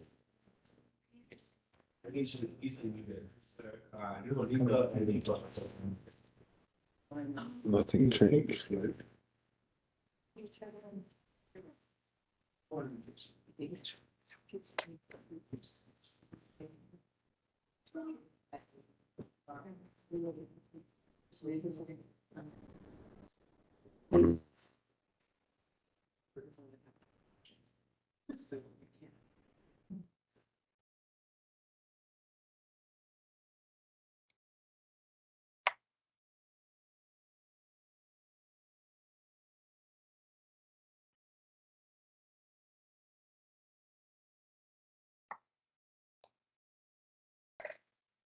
The good thing is they can hear.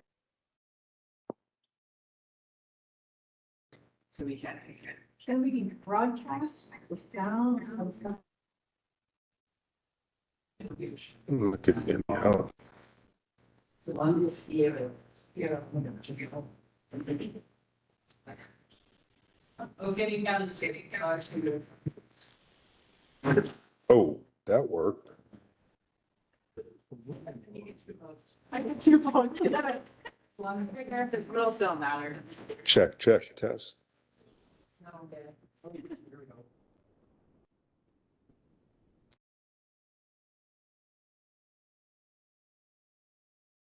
Okay.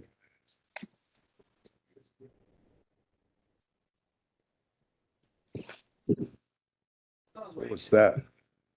Okay, Commissioner Dicos, can you try talk to us again? Test 1, 2, 3. Amazing. What's going on? Is it Commissioner Killo, can you computer? Hi, can you hear me? Yes. Yes, we can. Sorry. Okay. In this room, nobody touch anything anymore. Try not to breathe too much. Think good thoughts. Okay. I believe Commissioner Dicos was trying to say something. Please continue. Oh, I got to remember what it was. I think my question was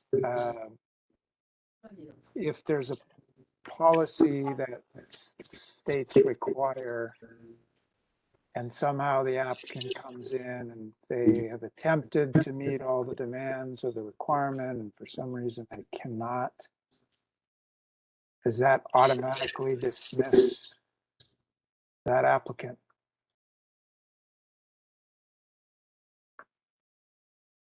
I don't know if that's a Corp Council question or a planning director. Mr. Hopper, are you still online with us? Yeah, I'm here. I mean, I would want to see the policy and the actual circumstances, but if you're in a situation where the plan has the force and effect of law and there's a mandatory policy, it may be that the applicant can't get, for example, an SMA permit or another type of discretionary permit if the language says something along those lines. Now, again, I want to reserve judgment for the specific policy and the specific circumstances, but if it applies with the force and effect of law and says require something, and depending on the language, it may say, well, you have to do this or you will not be able to get these types of permits. So there's a potential for that in certain cases. And is there leeway for an exemption? It's you know, I guess what I'm getting at, you can take it from two sides. If you encourage, you really, you know, it's like, I mean, we see it all the time. And in planning commission, you know, people say, well, that's not required by code. Well, why are you asking me to do that? So there's not a lot of incentive for an encouragement. So if it's required, they're going to at least, I assume, attempt to do it. But if they've clearly attempted and they have good reason they cannot, is there an ability to provide an exemption? Even though, I don't know if that makes sense. Well, there's a couple of things. One, I'm assuming that the community plan applies with the force and effect of the law, which it doesn't in all cases. For example, if all you need is a building permit for an item, you generally would not have to comply with community plan policies if all you needed was a building permit. But like I said, if you're in the special management area and it says require, I mean, some of it may depend on what it's required, but if it's not done, then the applicant may have to seek a community plan amendment, which requires an environmental assessment and county council approval prior to being able to do, you know, whatever the thing is they want to do. Another option, which I've seen in other plans, is if there's a potential legal issue with something, you could say to the extent permitted by law, and then, you know, have the item. And so you can review that in each case. But, you know, there could be cases where the decision maker can be, you know, may have to follow a policy in the plan that would potentially have to result in a permit being denied or, you know, requirements being made, you know, of the project that can't be met. It's a possibility. Okay, thank you. Thank you, Chair. Any other questions from the commission for the department or corp counsel? Okay, seeing none, are we ready to dive into our policies in section 2.1? Seeing no objections, we will say yes. So let us know if you have any comments or questions on these policies as we go through. 2.1.1, 1.2. The department had comments on 1.3.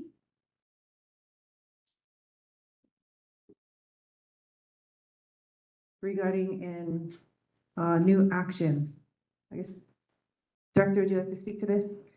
Certainly. So I apologize for missing the first part of this meeting because this was an important aspect of what we were talking about. So I trust that Karen did a great job explaining the difference between a policy and an action. And in our reading of this policy, we felt that it would be more effective as an action. So we're proposing that the commission remove it from policy section and make it into an action so that it can actually do what the community intended, which is improve McKenna-Alanui and McKenna Road to include a continuous bike lane, providing cyclists safe access to McKenna State Park. So as an action, it would be done. It would have a lead agency, and in the letter, we propose it is a project that it be high priority with short timing, and that it be assigned to DPW. We made an estimate on the cost, and then the funding source would be the county for that. Thank you for the explanation. Commissioners, Commissioner Kealoha. So when we put an action in, is the county like the county lead agency DPW, do they have to do this? Like how responsible do they have to be for an action? Are they held accountable to this? Mahalo for your question, Commissioner. So there are roughly 1,200 actions between all of the community plans and the general plan and the Maui Island plan right now. Our plan implementation division is responsible for tracking all those, and in a few weeks, maybe a month or so, you're going to see where the county is and all of those actions are. As you can imagine, with 1,200 actions, it's pretty difficult to get to all of them, but it is much more likely to be implemented as an action than as a policy. Because in order for it to be implemented as a policy, it would have to be part of a condition of our project. I can't even imagine, it doesn't make sense. So it makes way more sense to put it as a policy. I understand your question. And I think, that's something the commission should be mindful of, is assigning too many actions, putting too many actions in this plan, because the more we put in the plan, the more difficult it is for all of us to accomplish them. Okay, thank you. Any other questions from the commission? Well, I guess follow up to the department suggestions. How does everybody feel about turning this into an action? I see 2 thumbs up. Commissioner Ticos, Commissioner Hipolito. Oh, okay, everybody.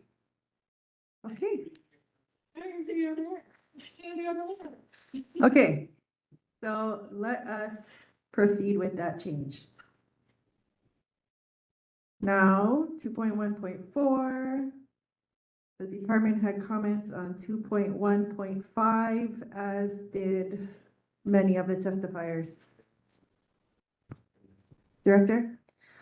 Mahalo for this. So we took a look at, as was discussed prior, we took a look very closely at everything in the plan, and what we were looking for is community intent and implementation. And this plan is, meant to live for a certain period of time and then be updated. But as you can tell, we are quite behind on our updates. We're doing the best we can and trying to get to those, but we wanted it to live. We wanted a policy like this to live longer than something than saying, right now it's written as the Kihei Sub-Area Transportation Plan. So we wanted it to be specific, and also be flexible in case there were other transportation plans that came up. And then we also wanted to include any projects, traffic analysis or studies associated with the project to just make it really clear that they're using kind of the best available information. Karen, did I miss anything on that? No, it's good. Commissioners, questions, comments, suggestions?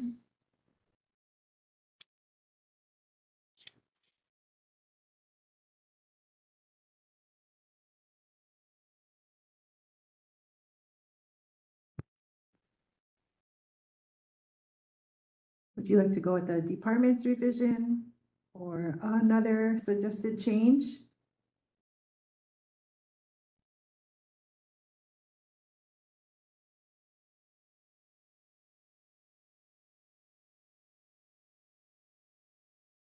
If no one has a thought, I'm going to go one by one.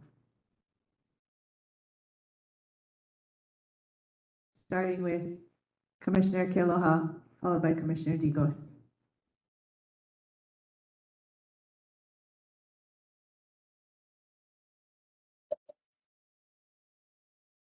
I don't have any major objections. So you would be okay with the department's revision? Yeah. Okay. Commissioner Digos, then Commissioner Hipólito. Yeah, I'm fine with department revisions. Commissioner Hipólito, then Commissioner Lindsay. I'm fine with department revision. Okay, Commissioner Lindsay. I'm also fine with those revisions. Okay, let us move ahead accordingly. Now, 2.1.9.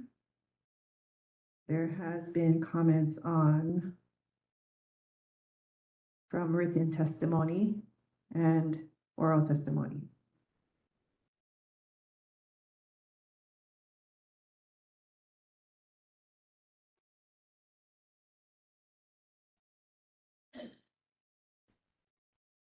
I believe this was a community plan advisory committee addition.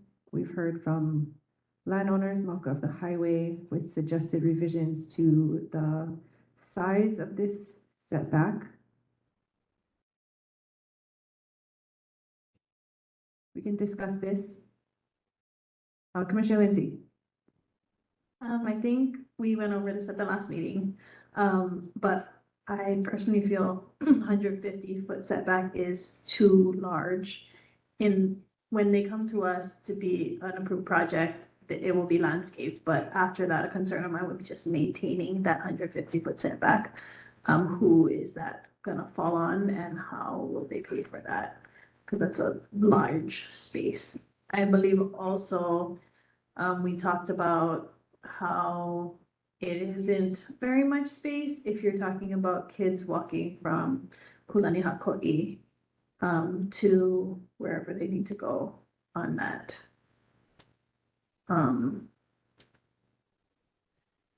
landscape setback with pedestrian and bike pathways.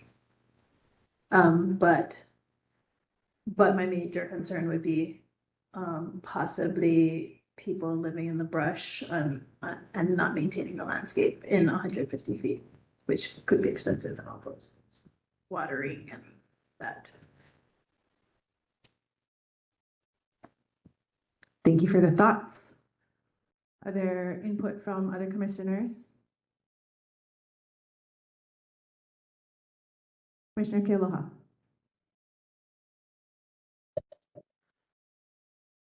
This was really helpful for me because we had this discussion last time about, oh, how does this compare to the Veterans Highway? I always get confused because people pull at it, but that setback is 40 feet. So everybody has like kind of an understanding of what 150 feet is versus 40 feet. I just wanted to mention that. Thank you for that reference. Commissioner Digos, Commissioner Hipólito. From my perspective, Chair, 150 feet is It's a large area. And I hear Commissioner Lindsay in what came up at the last meeting, which I wasn't present at that time, but from my perspective, I'm not sure where this number came from. I can see some of the reasons here, but is it really a requirement that we're asking, or what the policy is asking, or as a consideration as projects come up, as things are defined more clearly? It's a general statement from my perspective, from what I'm reading, but yet it's a requirement, not a consideration. So that's my comment at this point. Thank you, Commissioner Zikos. Thank you, Chair.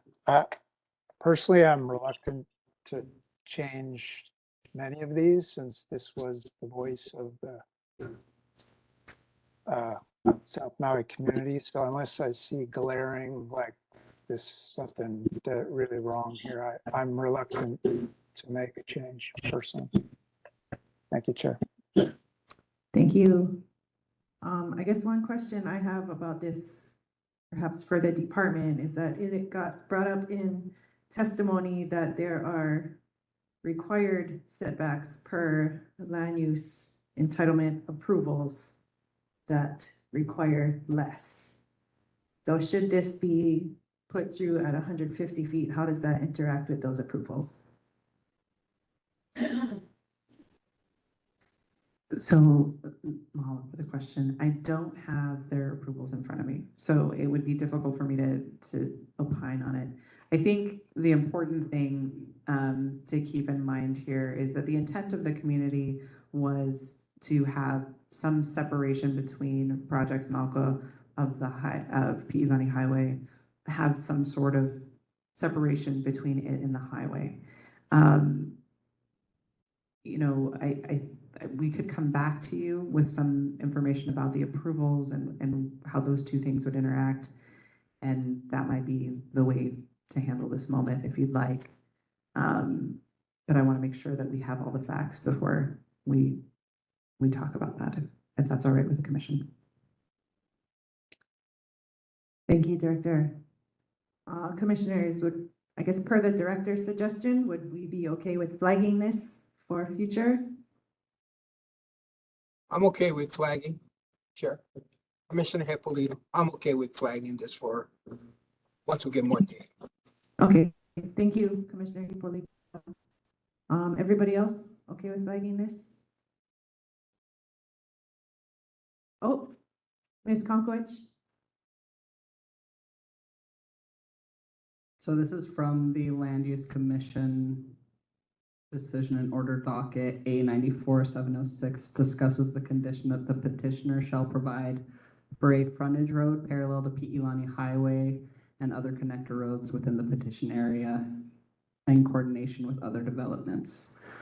So it was originally a frontage road, but they were more envisioning it as like a bike path. I think that's where that number came from. That was the reference I could find.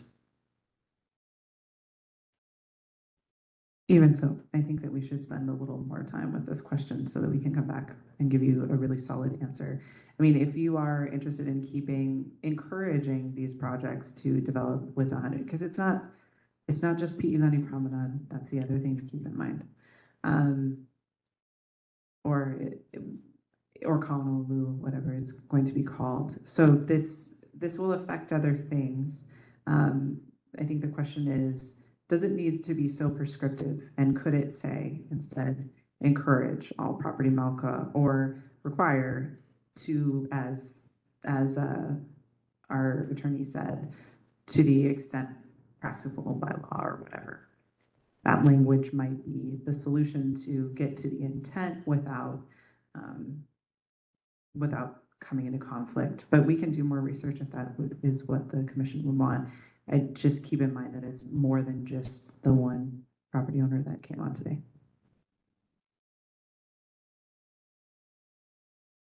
So one question I would have is, what does this mean for people in Maui Meadows?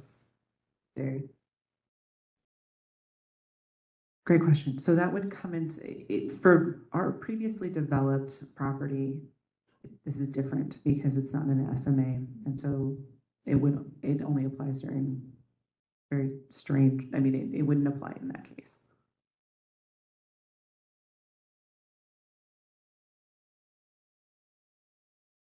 Okay, Commissioners, how would you like to proceed with this item, hearing this additional information from the director?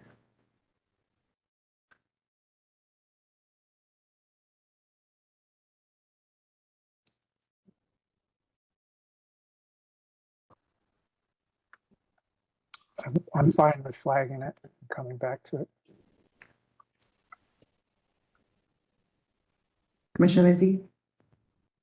I'm okay flagging it also and coming back to it. I remember also at the last meeting, there was a need for that because they wanted to not be able to see the houses from the road. Is that correct? I think one of my other concerns was like maybe affordable housing projects take removing a couple of lots in order to allow for that setback. Yeah. But yes, we should like that.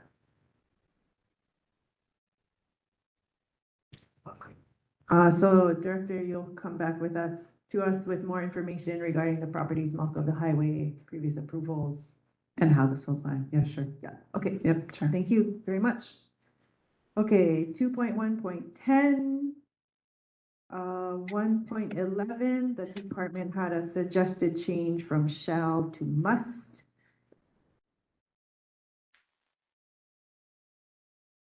Any comments on this? Oh, Director. Sure. So just so you know, there are going to be several places along the way. This is, if you read the top of our letter, we recommend, where did it go? I'm on the letter. Gotta be in the letter. 1 second. So in the letter, we acknowledge that there are several places where there's plain language that we would like to just automatically do throughout. And this is consistent with what the council's going to do anyway. So we're just going to prep for that. It doesn't fundamentally change how the language is implemented from our perspective, but for the perspective of council, they're going to do it anyway. We thought we'd take this step first. So what we would ask from the commission is that places where it does say things like shall, that we will change them to must to match the tenets of the council. Sorry.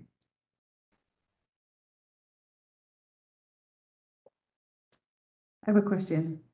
How would it be proven that they considered a roundabout? Mahalo for your question. So I think it could be proven through, through the traffic studies that are done, they'll take a look at the various options for different intersections and things. And that's how it would be proven, is you'd see that in their work. Okay, thank you. I appreciate that there's a push for roundabouts.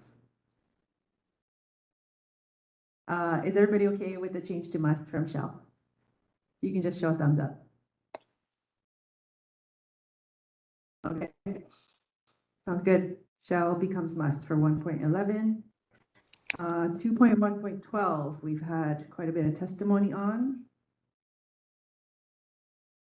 Director, would you like to? Thank you, Chair.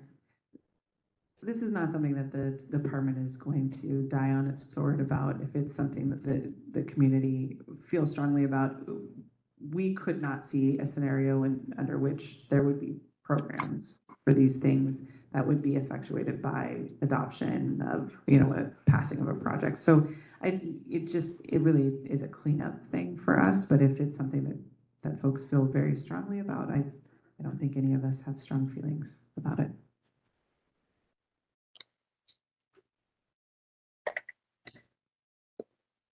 Commissioners, any strong feelings one way or another? There's testimony regarding changing it to facilities or programs, or just have facilities that support, or keep it the way it is. It's getting a little bit in the weeds, but we've had a lot of testimony on this. Director. Yeah, I would recommend not changing it to or, because facilities are something that we can do within a development approval, but programs are more tricky. So I would just say either get rid of programs or leave it exactly the way it is. And programs. Chair Commissioner Hippolito, from my perspective in what I read here in 2.1.12, I would stand to leave programs in at this point, as written. Okay, so you would say and programs, not or programs. No, and programs. Okay. That's correct. Thumbs up from Commissioner Dicos. Thumbs up, Commissioner Kealoha. Commissioner Lindsay.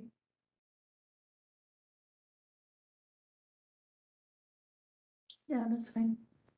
Okay, we will keep it as is. All right, next 2.1.13. Anybody?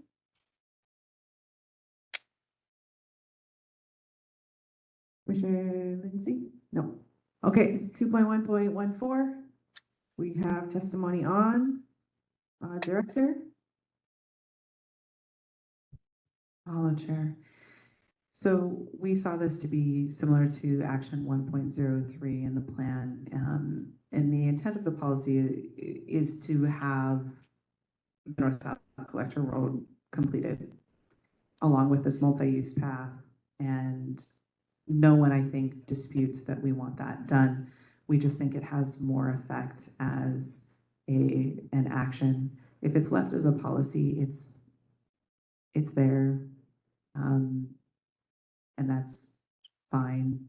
I think if the commission wants to dive into this more deeply, it might be helpful to have someone from Public Works come talk to you about the plan for the North-South Collector Road, so you can get to the question that was brought up by the public regarding whether or not this would prevent, a policy like this would prevent a project. My understanding of that road is that it's pretty planned out now, and it is unlikely, but I think I would want Public Works to speak to whether or not they see this as a policy that would prevent them from being, this is going to sound weird, but prevent them from being prevented from finishing the North-South Collector Road, if that makes sense. Thank you, Director. Commissioners? Clarification, Commissioner Hippolito here, Chair. Yes, go ahead. For a question towards the director, earlier we spoke about an action item versus a policy. And an action item was referred to, and I may have misunderstood with all of the technical difficulties that we have here today, that an action item will be done. Is that correct from what I heard? When it becomes an action item, it will be done, but it will be done at what time? How would that get, where there's a policy require, meaning that we got to ensure that it's done within some reasonable amount of time based on emergency egress and ingress. So could you clarify action versus policy again? Of course. I think I almost want to make like just a little cheat sheet for all of you to have right next to you at all times. But a policy is reviewed when a project is brought forward. So a development project is brought forward. We check to see if it's consistent with the community plan. And so that's when a policy would be looked at. In this case, this is an action that is being taken by the county. And so it should be an action, which is why it is an action in 1.03.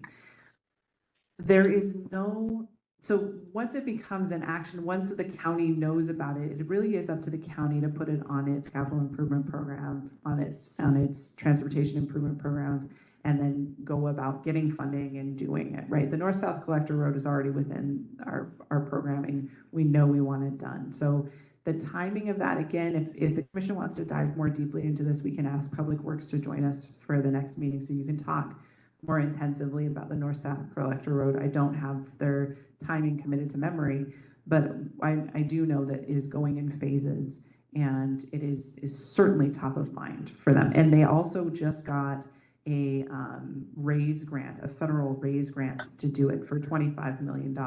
So it's not, and that has a time limit on it. They have to use that money in that time frame. So those are the things that I know. But if we want to dive more deeply, we can certainly ask Public Works to join us for your next conversation. Thank you, Director. Chair, I would like to make a recommendation that we red flag 0.1.14. Sure, and what would you like to flag that for specifically? As mentioned by Director, to have Public Works here so I want to ask more questions. I'm speaking on my behalf. I would like to have Public Works before me so I can engage in more detailed questions. Sure. Are you able to arrange that for us? Of course, happy to reach out to our friends at Public Works. Okay, thank you. Any other commissioners want to weigh in on this? Commissioner Lindsay. As I'm kind of looking at this, the way, since you're removing, for example, the department was considering removing 2.1.14, and then were we going to look at it as an action in another section? Like, how was that gonna kind of parallel each other? Thank you for your question. So the next, when you get to the action items section, you'll look at action 1.03, and then any of the ones that you choose to move, you'll also see those in context over there. So you'll be able to see all the actions that have moved.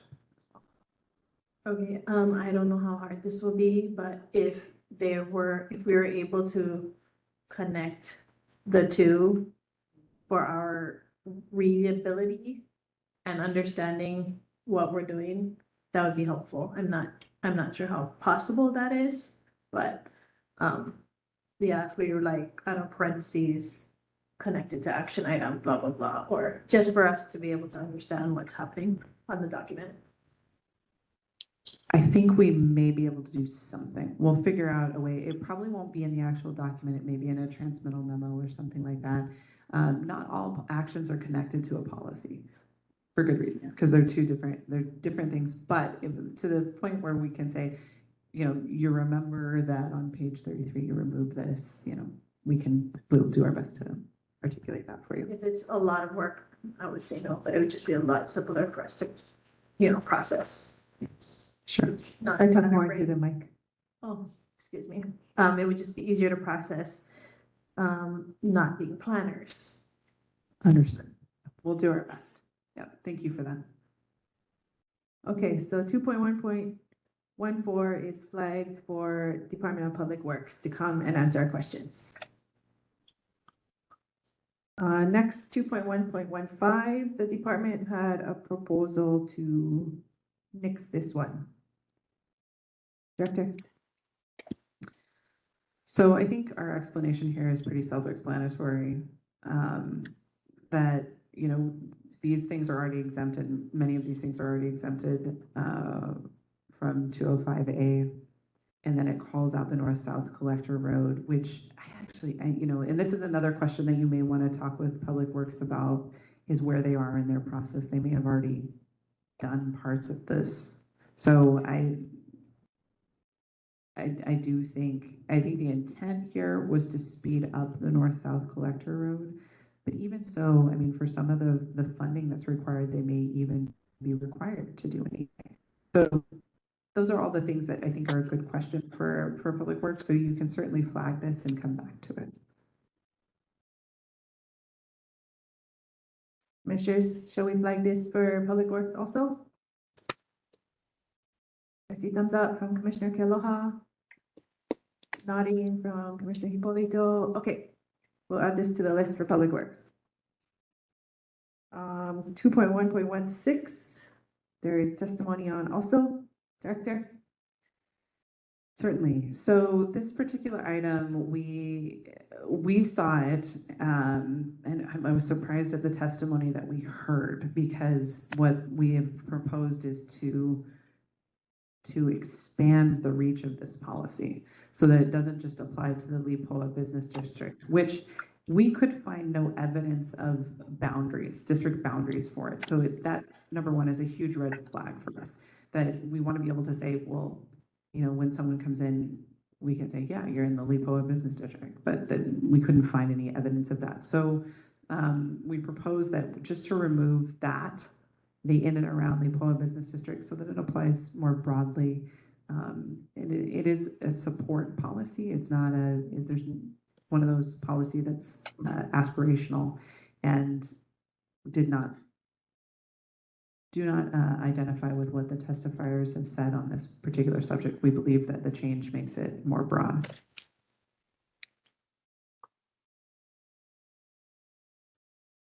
Commissioner Dicos. Thank you, Chair. Yeah, I think the intent aligns with the testifiers. I think the testifiers said it's still beneficial to highlight those two areas, which were the downtown Kihei and the tech park. So if there's no harm, and keep just even though the broad South Maui incorporates all of that, they seem to want emphasis on there. Is there any harm in just keeping that?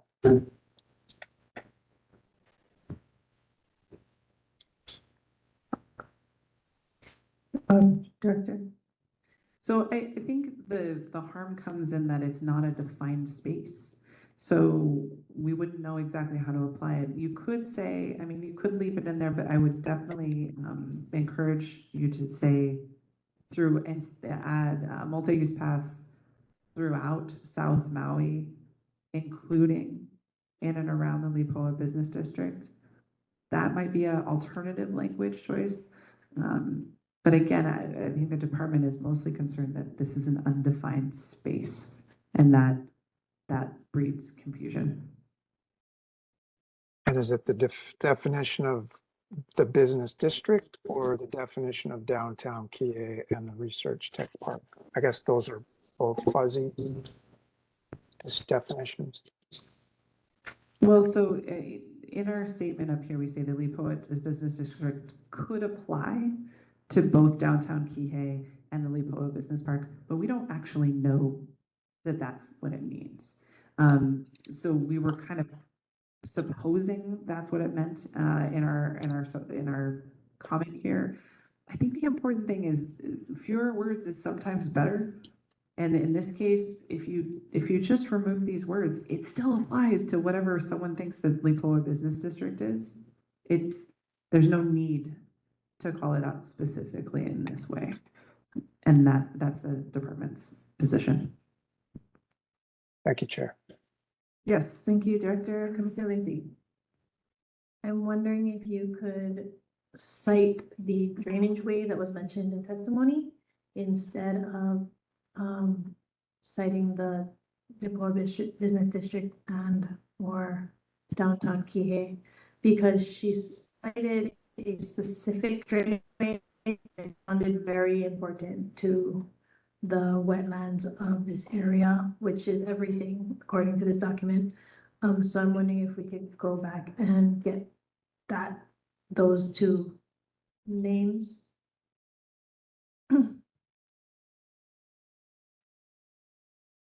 I'm gonna guess that is Waipuilani and Ka'onu'ulu.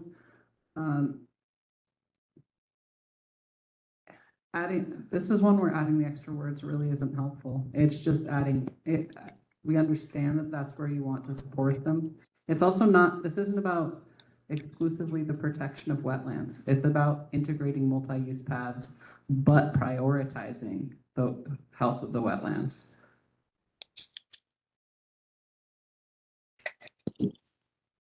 Commissioner Lindsay? Understood. That makes sense. I agree with the department. Okay, Commissioner Lindsay agrees with the department. Commissioners online? Okay, Commissioner Dicos also supports the department's change.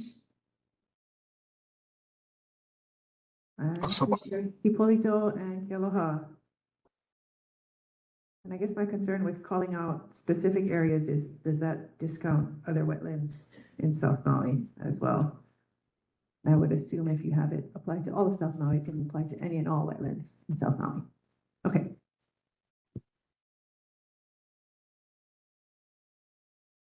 Yes, Chair. Okay, sorry, I was nodding vigorously, but that does not go to the record. So yes, Chair. Correct. Thank you. Thank you. Okay, I think we can move on to the next policy.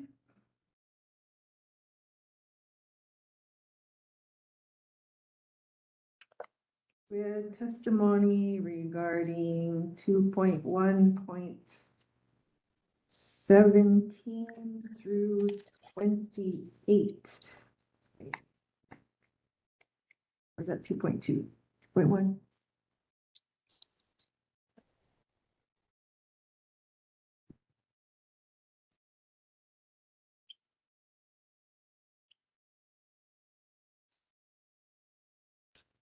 The department has comments on 2.1.20.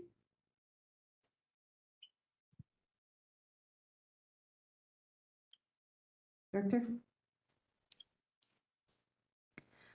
This is mostly, thank you, Chair. This is mostly a housekeeping and item. We just thought start where you're intending. So for the transportation system, rather than putting it at the end related to the transportation system, it just cleans up the policy, makes it more direct.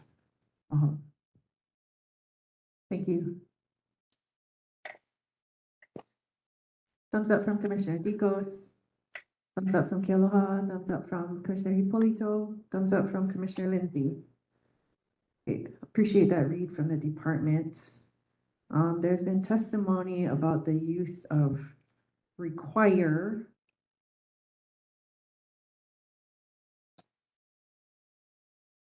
Is everybody okay with keeping require?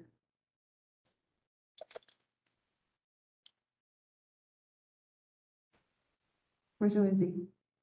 On 2.1.22, I think we've had a lot of projects on this side come before us where there is lots of testimony around widening PE90 highway to 4 lanes, and this is addressing it here. Talk into the mic, sorry. I think this needs to be at least discussed right now here. I'm not sure. My notes is it deters housing opportunities, who's paying for it, are the costs, what is the infrastructure cost, what kind of building does it encourage or discourage? Like I said in previous meetings, there wouldn't be traffic there if there weren't already people there. So where do they pay into this whole thing? This is a loaded little thing here. Do you have feelings either way since you started this discussion? Well, I just, my personal feelings is it needs to happen. How will it happen in a fair manner? This is one of those policies that is actually from the existing community plan, and it's been included in development plans farther south, and it's included by fair share, pro rata. I don't know if that's the correct term. That's what we'll call it right now. Thank you for that. Discussion, commissioners.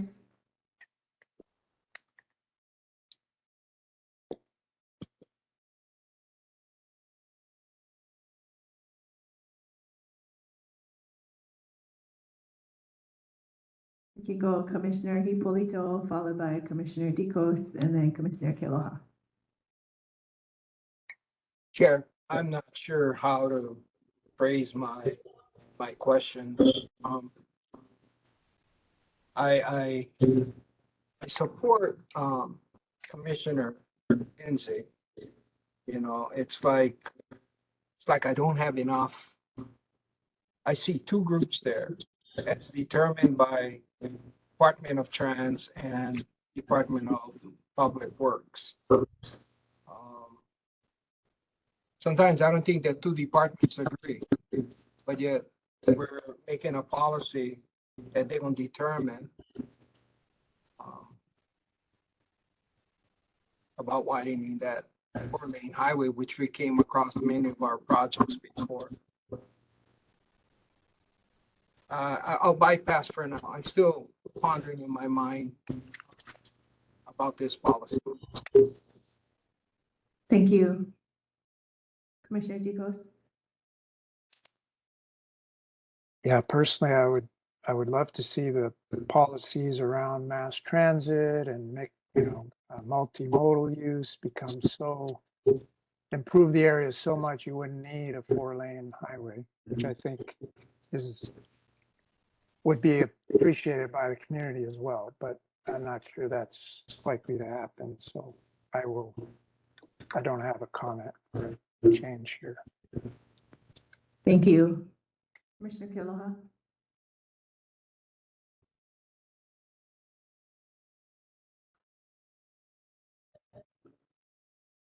Yeah, I'm still working through this one in my head because I understand the frustration with not having enough infrastructure before you build, but I don't know how we implement it. I'm confused on how this is implemented. So I'm in the middle of this still. Sure. Thank you. Thank you for that. I have in my notes that 3 to 4 projects already have this as a condition, which would lend itself to keeping 2.1.22 as written with require. Okay, thumbs up from Commissioner Kealoha.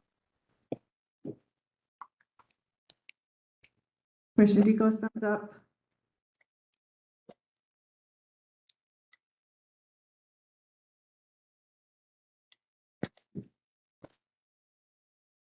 Okay, we can move on, I think, to the next one. Anybody?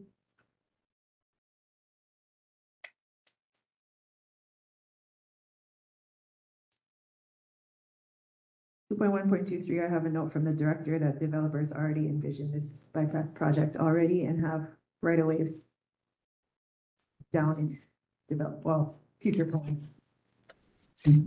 Great question. Yeah, so in working with and talking to those folks developing the Kihim-Elka project, it appears that their intention is to connect with a bypass. And so unless you've heard from them through this process,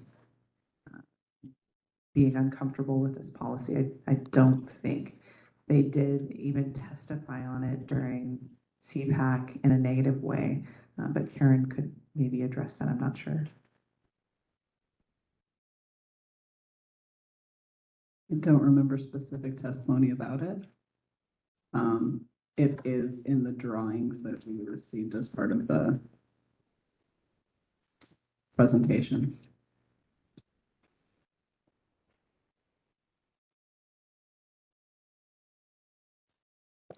Okay, I guess that's the end of 2.1. Are we good with moving on to 2.2? Yes, okay, beautiful.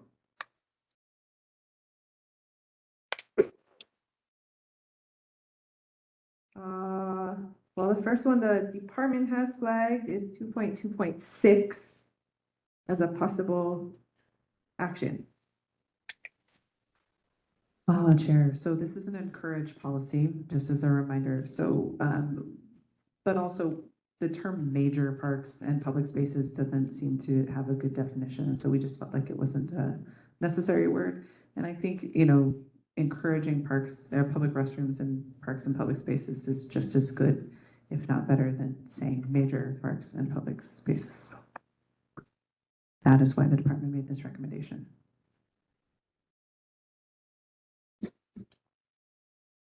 Okay, I see a thumbs up from Commissioner Kealoha and Commissioner Hippolito. Commissioner Lindsay, I have a question. If this could be a possible action for certain parks. I'll offer a question, and that is a great identification. We internally even talked about this, whether or not it was more appropriate as an action. I think it's okay. It's okay as a policy as well, because parks, public space can be developed by private entities, and so that's one thing. I think, is there an action, Karen? Yes, there's an action associated with this already. Do you remember what number it is off the top of your head? Not off the top of my head. We can find that answer for you, but yeah, I think we thought keeping this for that purpose was okay, in that there is an action associated with it already. Within this document. Correct. Okay. Commissioner Dicos. Just wondering if there's any a resistance to taking out the Explorer. I mean, it's already encouraged, kind of soft language to encourage, and almost softens it even more with just exploring composting toilets. I don't know if that was necessary. Can I still be encouraging dry toilet technology? It's kind of doing two separate things. For one, you're encouraging the toilets. And for two, you are exploring the composting toilets as an option. I think if I hear Commissioner Dicos correctly, he wants to elevate the consideration of composting toilets with this policy. Is that correct, Commissioner Dicos? Yeah, I just don't see the necessary. Explore just means, to me, it's like, do a couple online searches and you're good. That's what I get out of it. But you're already encouraged. But I'm not gonna. That is also in the action, just so you know. It is an action. Composting toilets is within the action. Staff is looking up the action. Staff, please. 2.26, no, that is not the correct one. That is. In the meantime, Commissioner Lindsay. I would support the removal of Explore also. Chair. Director? If we remove Explore, we'd have to say implement composting toilets or utilize composting toilets. Could it be encourage the provision of public restrooms in parks and public spaces, including composting toilets? That sentence is difficult for my brain to wrap around. Hold on.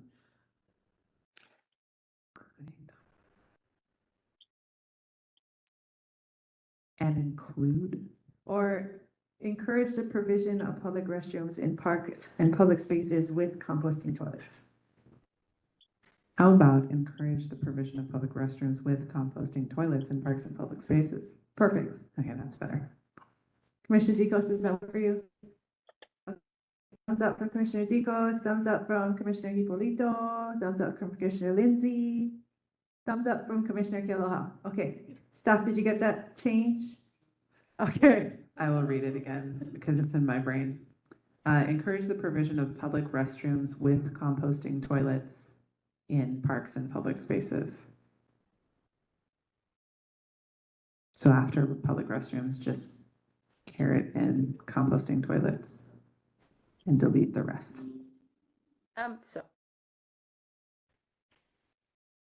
Commissioner Kealoha, followed by Commissioner Dicos. I'm concerned that that would only encourage public restrooms with composting toilets. Is that what I'm reading? Encourage public restrooms, including with composting toilets in parks and public spaces. Can we do that? Director. So as the policy is written, it's fine. I Okay. just want to point that out, like that it gets so I understand Commissioner DeCosta's concern that it's like encourage and then explore. I don't know that we have to spend too much time wordsmithing something that's we're going to get to the intent, especially considering it's an encourage. It's not something that's going to be rigid. Commissioner Tikos. Yeah, and I'll retract. I can see how it's two separate things. So we can keep the explore in there, and you can, maybe we change that to dry, and that may be more complicated. But I know composting toilet makes people very nervous. So you could change it to dry toilet technology, or does that make things even more complicated? But I'm fine with the explore. Director, I welcome Commissioner DeCosta's understanding of this topic. I think that it could be helpful to change something that is that allows more flexibility or a broader range of toilet types to be considered. And if dry, whatever, I'm sorry, Commissioner, because I don't have it committed to memory, dry toilet technology. Sure. Okay. Yeah.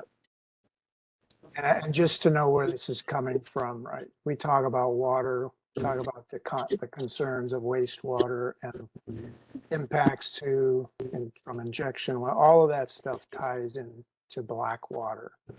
And when you switch from a wet toilet to a dry toilet, you completely eliminate black water.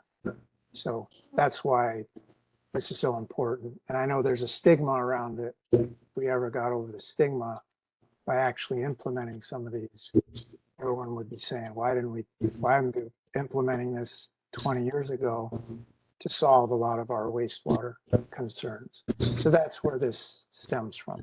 But I'm fine with Explore, and dry toilet technology is a little less offensive to people. I'm fine with that. Okay, so are we replacing composting toilets with dry toilet technology? Is that the best description, Commissioner Tikos? Yeah, I think that it's maybe more emphasizes the point of no water, of limiting water use, and it maybe takes some of the stigma out of the term. If the commissioners are okay with that, and the department.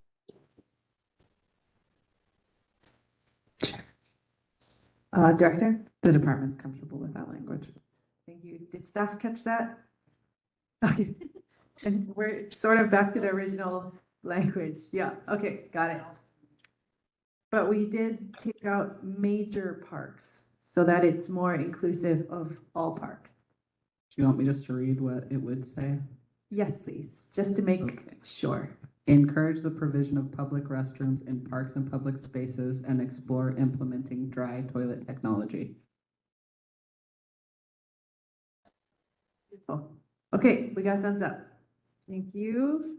Looking at 2.2.5, would there be any space for making this an action? Regarding, it says support the creation of public campgrounds within the region. Madam Chair, I believe we discussed this one as well internally, and if I'm not mistaken, there is an action associated with this subject already. We will staff, is that accurate? This is the parks or the campgrounds. Campgrounds. Yes, there is an action for that already. We'll find the action number for you.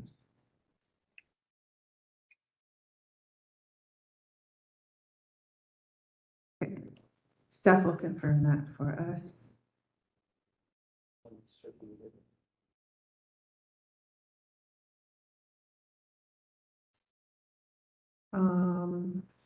Just moving down the line. I have in my notes from 2.9 and 2.10, adding in halal space. Commissioner Lindsay. I also have that. I also have that there are actions or something, possible move to action. Yeah, halal space like the cultural center in Wailuku. So I didn't want to, but I also acknowledge that people are very enthusiastic about pickleball. So, staff, did you confirm on the earlier The, campgrounds one? yeah, it's 2.07, explore the feasibility of providing overnight campsites with restroom facilities within the region such as the county-owned land by the police station is one possibility. All right, so that's one. I do believe we also talked about 2.2.9 and 2.2.10 regarding adding halal space, if you recall. Are there action items associated with those as well?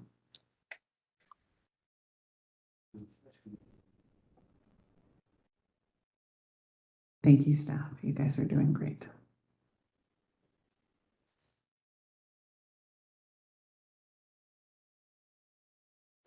Even if you don't include halal.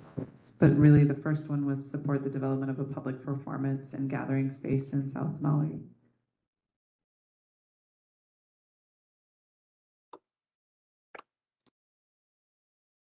To give a little background to the commission, when we were, while staff is looking for this, when we were reviewing this, several of us pulled in our comments, and the vast majority of my comments were, this is an action, move to action items. And staff very helpfully pointed out multiple places where there was already an action available. So in some cases, we said, delete this because it's unnecessary.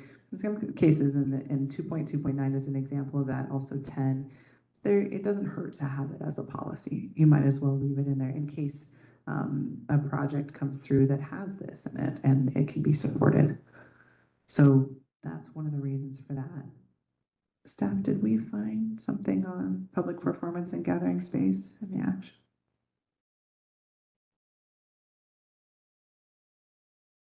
I'm looking it up. Yeah, so it's Can you use the mic? It's in the policies. There is not an action. It's well, at least what I'm finding is 2.2.9, support the development of a public performance and gathering space in South Maui. Like those words, performance, gathering space, that's the only place it's coming up in the document. Okay, so if the commission would like, we could propose a policy that would, then we would have to figure out who it is that would be responsible for developing that space, maintaining that space. Sure. Commissioner Lindsay. I think that's fine.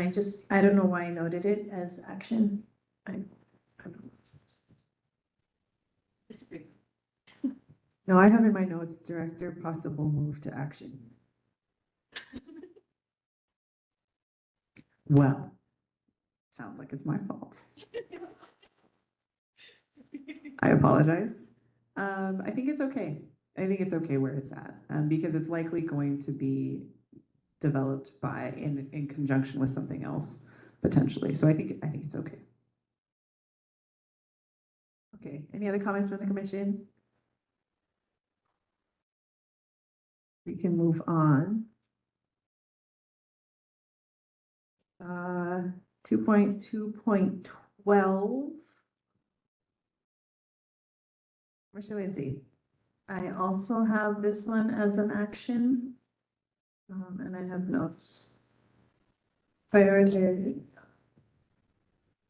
Chair. Director, I believe that we went through this one, that we went through some segments. I'm going to turn to staff and see if they can look at their notes from, what are we at, 2.5 months ago when we were looking at this, if there were amendments that were made to these sections already.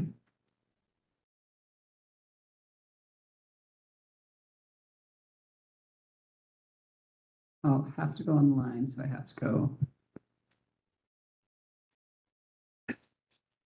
Perhaps we can return to these items and maybe turn our attention to 2.2.15, which we know that you have not moved on already, and we can return back to those ones.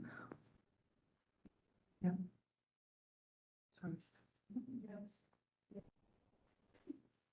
Yeah. So it appears that we stopped at 2.2.13 on May 28th. So we'll find the changes that were made to that, and we can return to those, just so you know. Thank you. Just a time check. I believe we have quorum until 7, which is in 18 minutes. So we have come to where we were on 5:28 now. Good job, team, but we are very thorough, which is good, which we should be doing. So now break through that threshold and look at 2.2.15, which the department had comments on. Hold the chair. So we like to reduce potential for conflict in these items. So it says here as identified in action 2.2. I'm so sorry. In action 2.22. The South Maui tree canopy plan is an action item. It's not complete. So it's more accurate and probably better for us to say that we would require new development to participate in this, to abide by this after this item is complete. So until then, it's a cleanup piece for the department. Chair. Thank you, Director. Commissioners, are we okay with the department's proposed change? I see thumbs up from Commissioner Dicos, Commissioner Hipolito, Commissioner Lindsay, Commissioner Kealoha. Okay, department's change on 2.2.15. Now 2.2.16 is another one flagged by the department. Director. So our changes here from public paths to greenway and paths means mostly the word public is the part here. So that this would allow this policy to apply more broadly to generally greenways and paths, not just those that are public. And then you can see a shall must shift there. The last item, 1 second. Oh, for the last item, we're recommending that it become a new action. Sorry, I just had to scroll up on my screen. We're asking that it become an action, that as a, we've got some language here, as opportunities arise, acquire parcels within cul-de-sacs for the incremental expansion of connectivity. So this is better as an action because it says acquire, which is an action verb item. So we decided to recommend that this be shifted to a new action in the plan. Thank you, Director.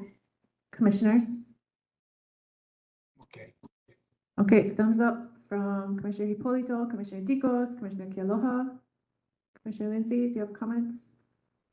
Thumbs up from Commissioner Lindsay. Okay, we will proceed with the department's recommended changes across the board on 2.2.16. Now 2.2.17 had a series of comments from various parties, including the department. Director?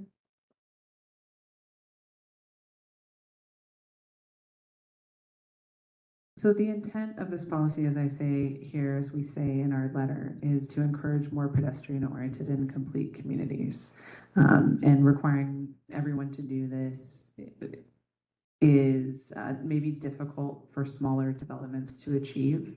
And so that's the reason why we proposed the word support in the initial document, the draft document that went to CPAC. That got shifted. And we also, we're trying to, with this document, be able to imagine all of the possibilities that are going to come forward. And we want, there's no planner in this room who doesn't want every one of these things everywhere. But, you know, this is a place where the language being a little more loose is still okay, because we're still going to be reviewing it against this and say, you know, is this, you know, supporting the development of pedestrian oriented complete communities that meet residents' needs for daily living, providing a mix of land use, housing closings to job. This is like a manifesto for all planners. This is what we all strive for. Softening the language here doesn't. Yeah, requiring says one thing, but supporting is good here, and it's okay. It envisions a scenario where you've got a smaller project that couldn't do all of these things. And I defer if there's anything I missed to my staff. Seeing no comments from staff. Commissioners.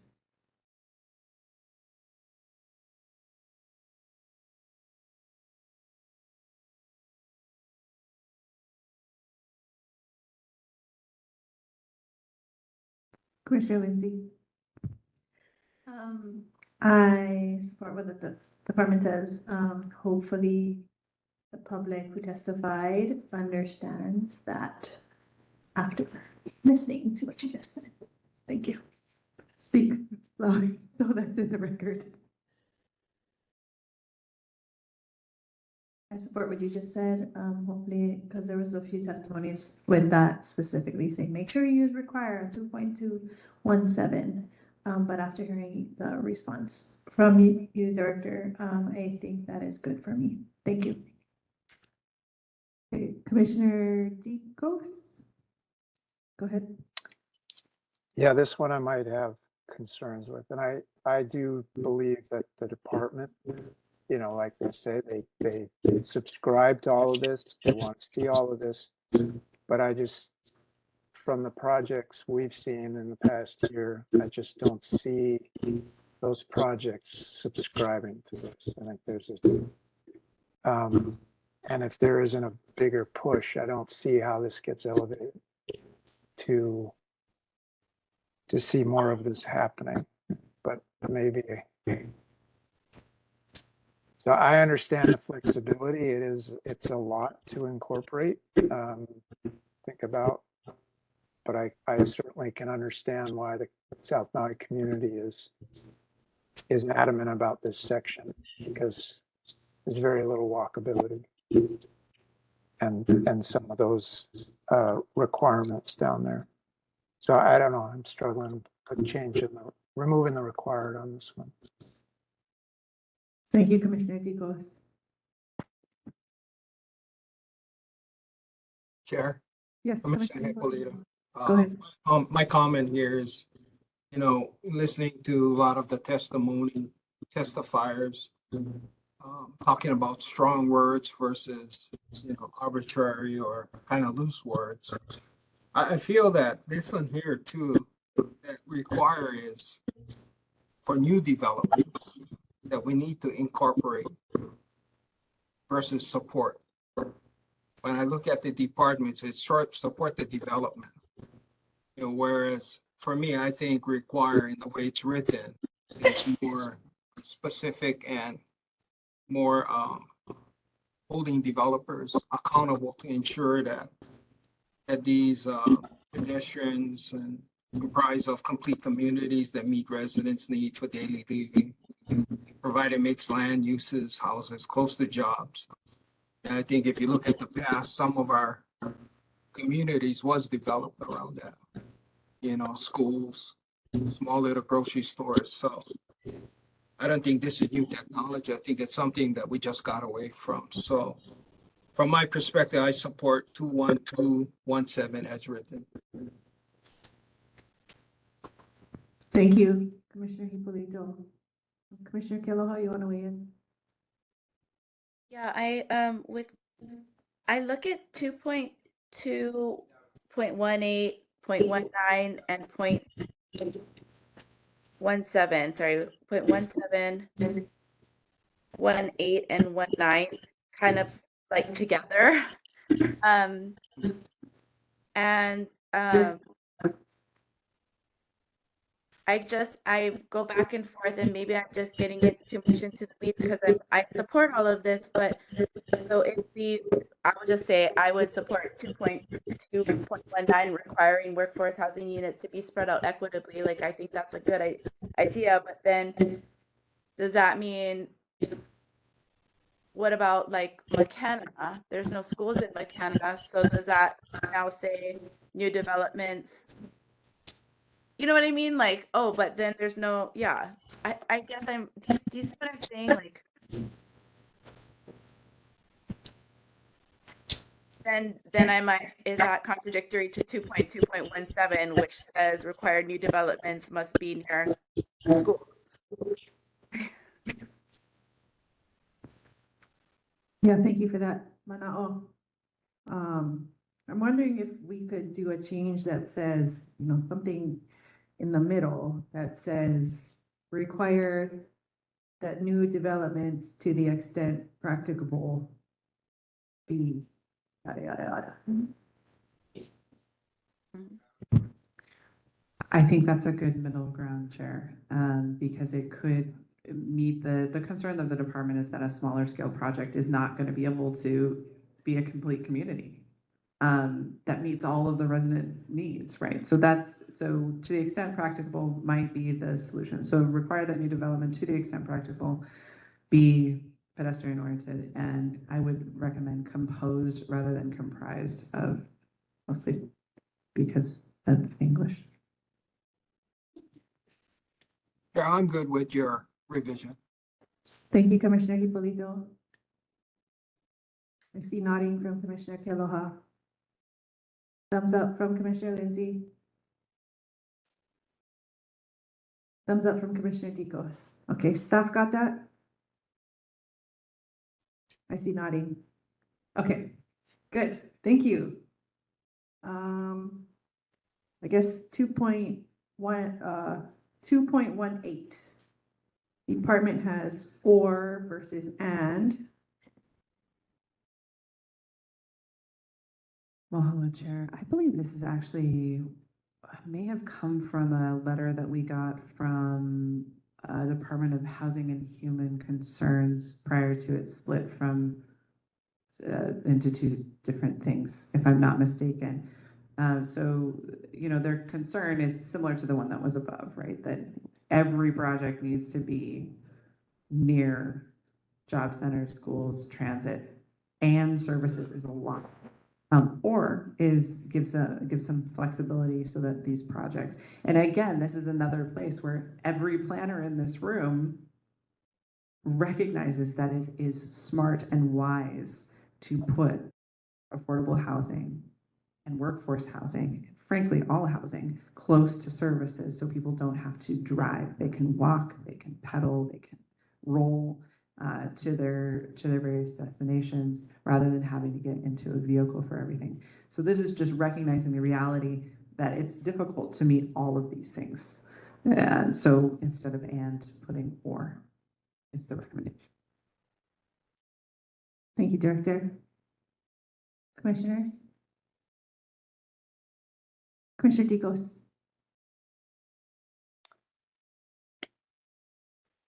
Yeah, I'm not a planner, but I think a lot of this in other communities on the mainland, they're way ahead of us in terms of these are mandatory requirements, and we're sort of playing catch up here. So it's nice to sort of force the bar and actually have our builders, our architects actually from the get-go plan this stuff into their projects and not be an afterthought when they come for a permit or. So I understand it's just one word.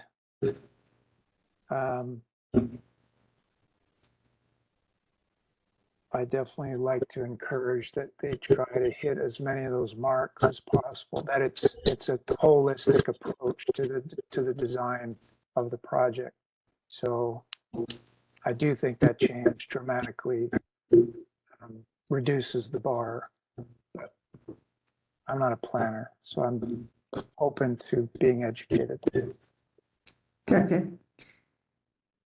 I think it's worth noting at this moment that most of the communities that we admire were developed prior to the advent of the vehicle.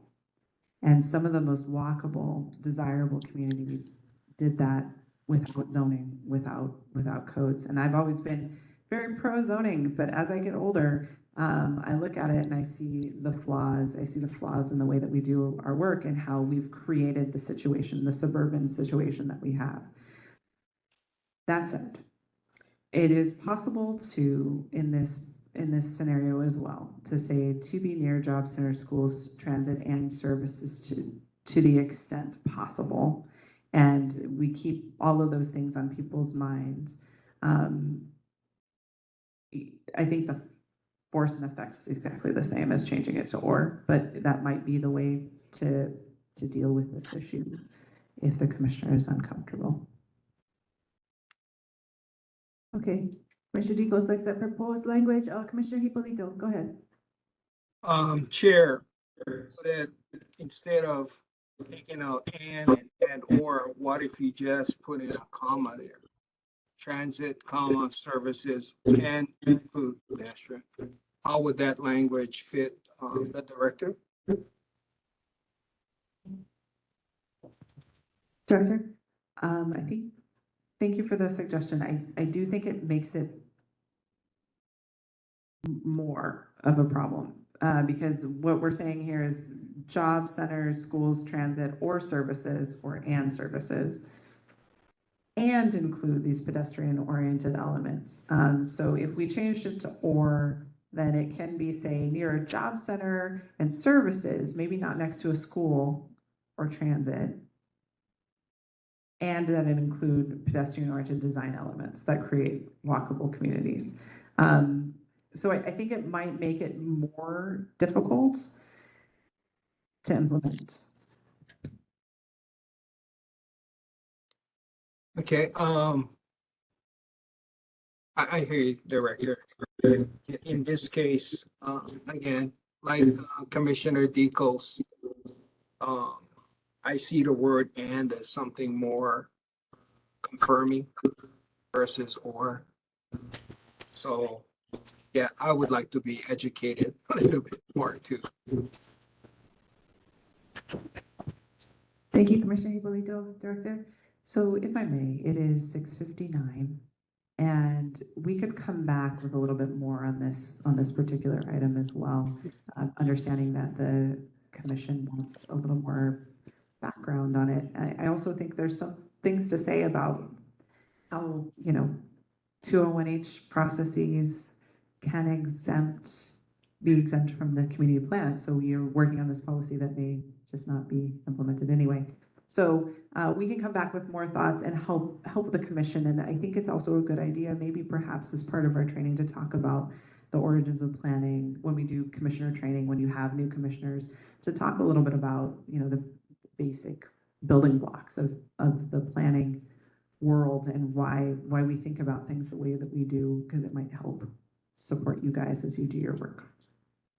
Okay, so we will flag these policies for next time, noting that this is where we left off. And I do want to note that we do have a letter of testimony from the former Department of Housing and Human Concerns regarding this 2.18, 2.19 policies, and they're coming from the standpoint of how this intersects with the residential workforce housing policy. So noting that for the record, it is now 7 o'clock.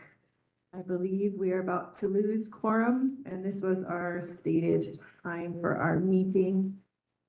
So I believe everything is duly noted. We know where we will come back next time, and we will see everybody on Tuesday, August 27. And thank you, everybody, for bearing with us through all the technical challenges we've had tonight. Appreciate your patience, your perseverance. Have a good evening, and we will see you next time. Aloha. Hello, everybody. Aloha. Good job, everyone.